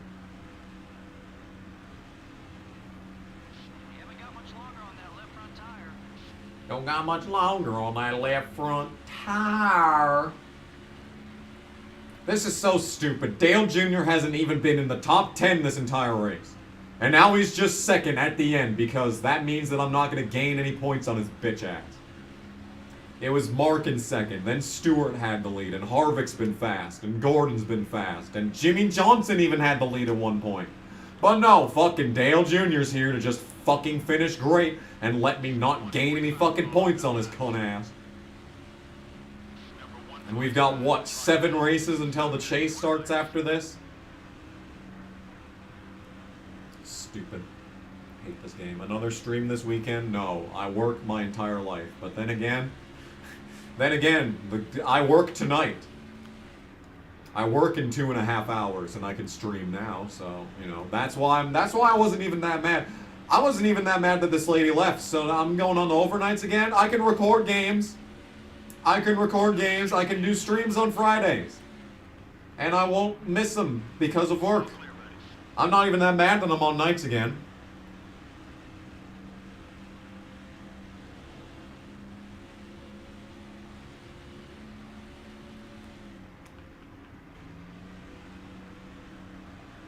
Anyway.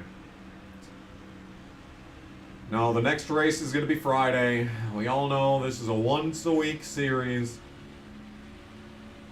Gotta keep people wanting more.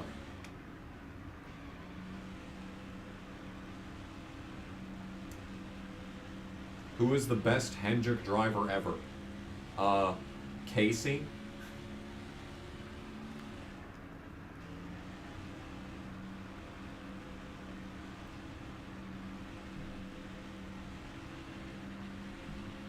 This is the universe where Dale doesn't get infinitely concussed. And the universe where Teresa Earnhardt is capable of running DEI. Tim Richmond. That's actually a good answer. Good answer. Good answer. That's what we need is a NASCAR-themed family feud.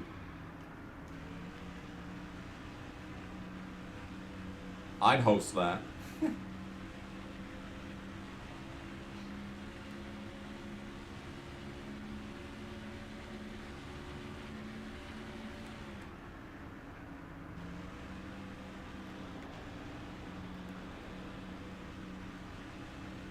Dale got his owner stake in this series? Yeah, probably.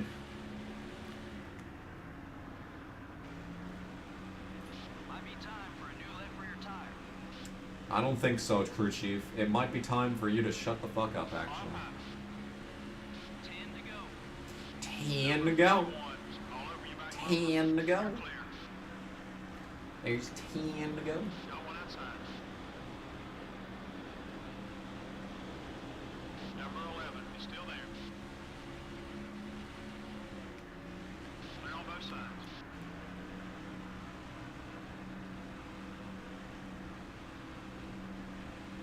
Do do do do do do do do do do do do.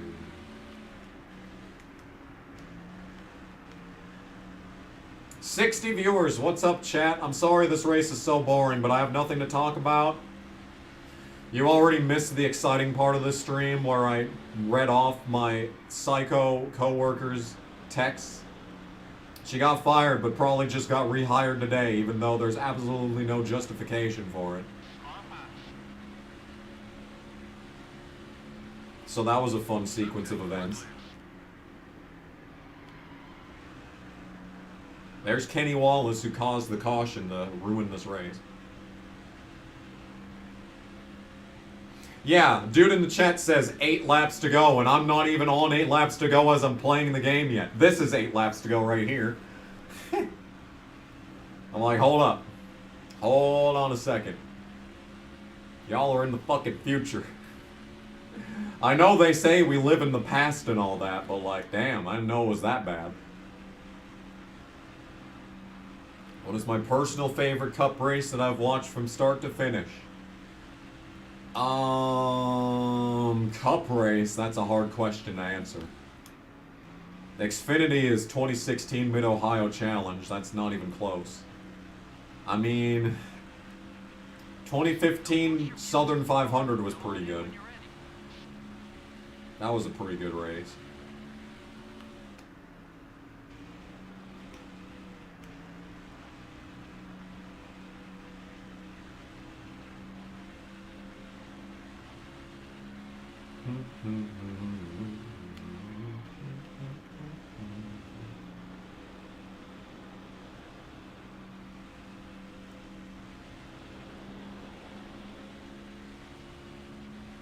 Just 5 to go. All right. Just 5 to go. It's coming high. Clear all around.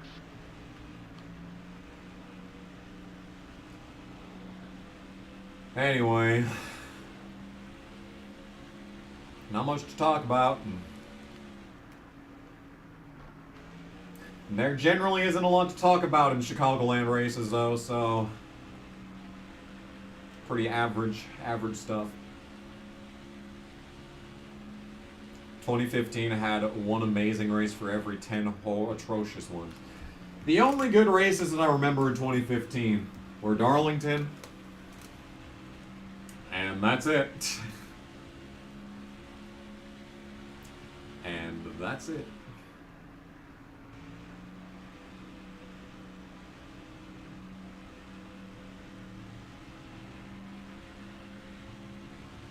Although the Xfinity series was great that year.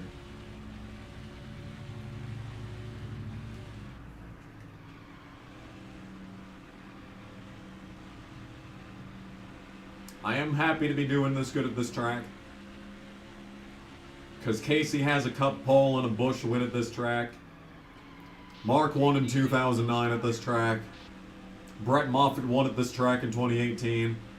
Corbin Forrester should have gotten the top 10 at this track in 2018. White flag, next time by.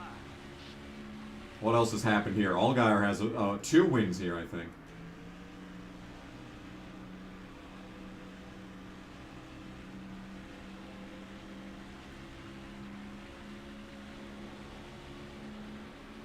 So, it's a good track.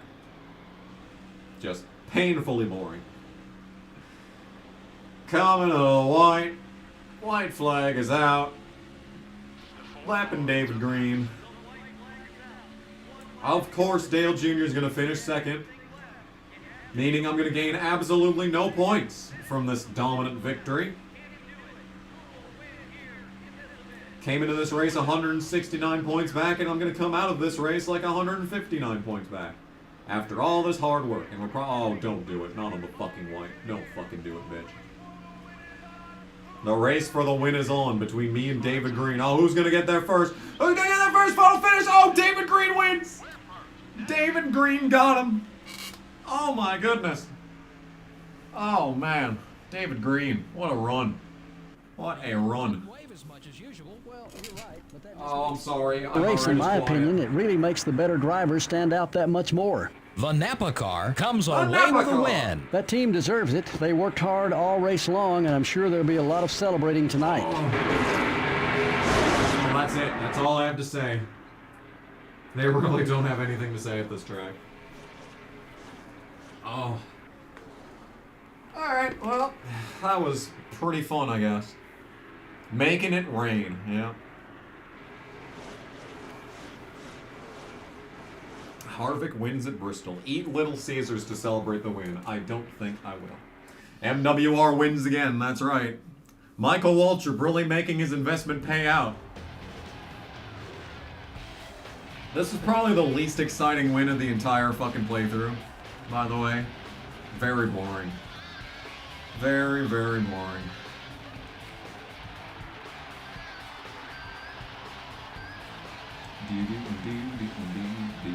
Bill Weber would call it Kansas.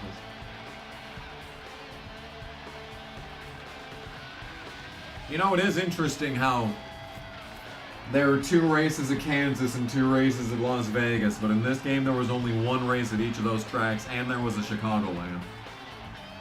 Was there an Aaron store in North Dakota? I'm sure Bismarck has one. I've just never been to it. 10 out of 10 would watch at least 5 more times. I would not, personally. Oh, damn, we unlocked Night Chicagoland. That's pretty cool. And look at all this money! Yay for the money. Do enjoy the money. Okay, that was a very boring race. Kurt got 10th. That's pretty cool. Ward 14th, not bad. Team owner finished 15th. The 15 finished 15th. Pretty normal stuff there. Good run for Mayfield in 17th. Terry Labonte climbs from 32nd to 19th. Always a great DraftKings pick is Terry Labonte. Brett Bodine with a good run in 23rd. Kevin Grubb 24th. Chase Montgomery from last to 26th. Casey did not do good in this race. 33rd. That's, you know, actually not as bad as it usually can be for him. Clay Dixon got 36th. Fittipaldi got massively destroyed and finished 37th. Oh, Mark blew up! Oh, yeah, he blows up from 4th place in points over 100 points back from Dale Jr. But is Dale Jr. going to fucking blow up? No, he's going to finish 2nd, and we're going to gain nothing on his ass. Ashton Lewis blew up, so there was no terrorism today, so that's good. Man, this game sucks. I hate this game.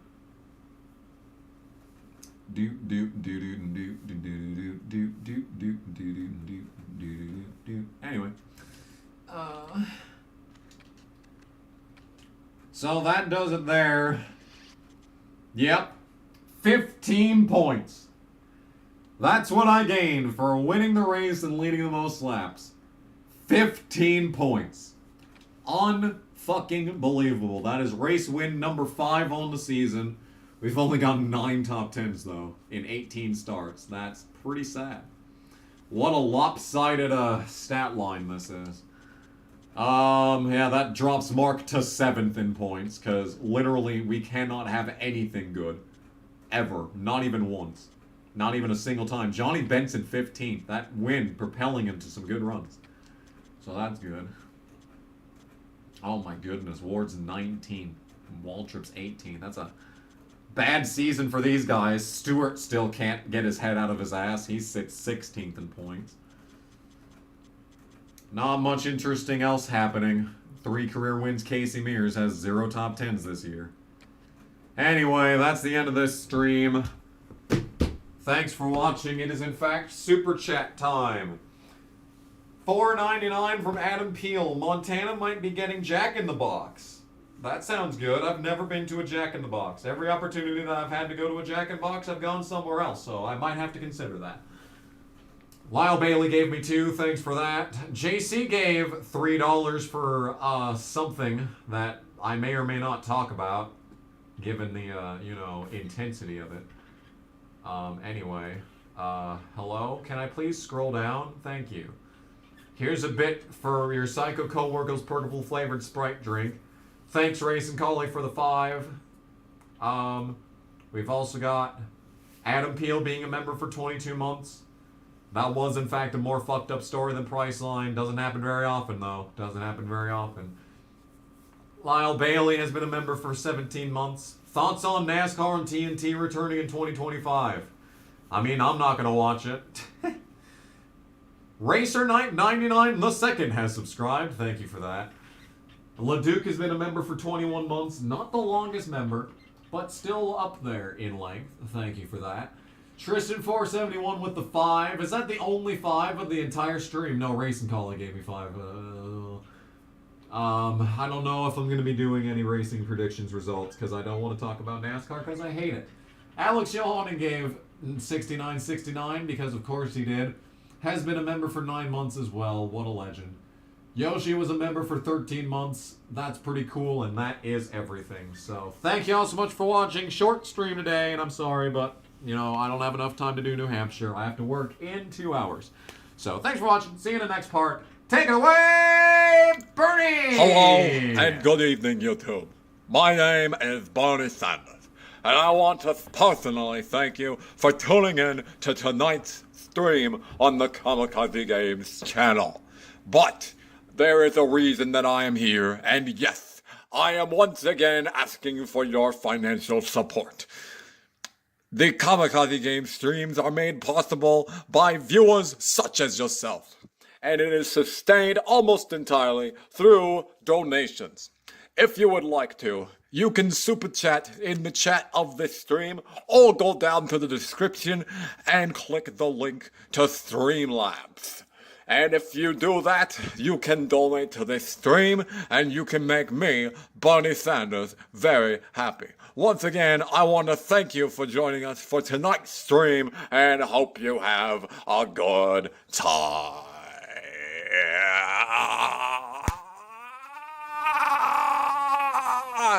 Thank you.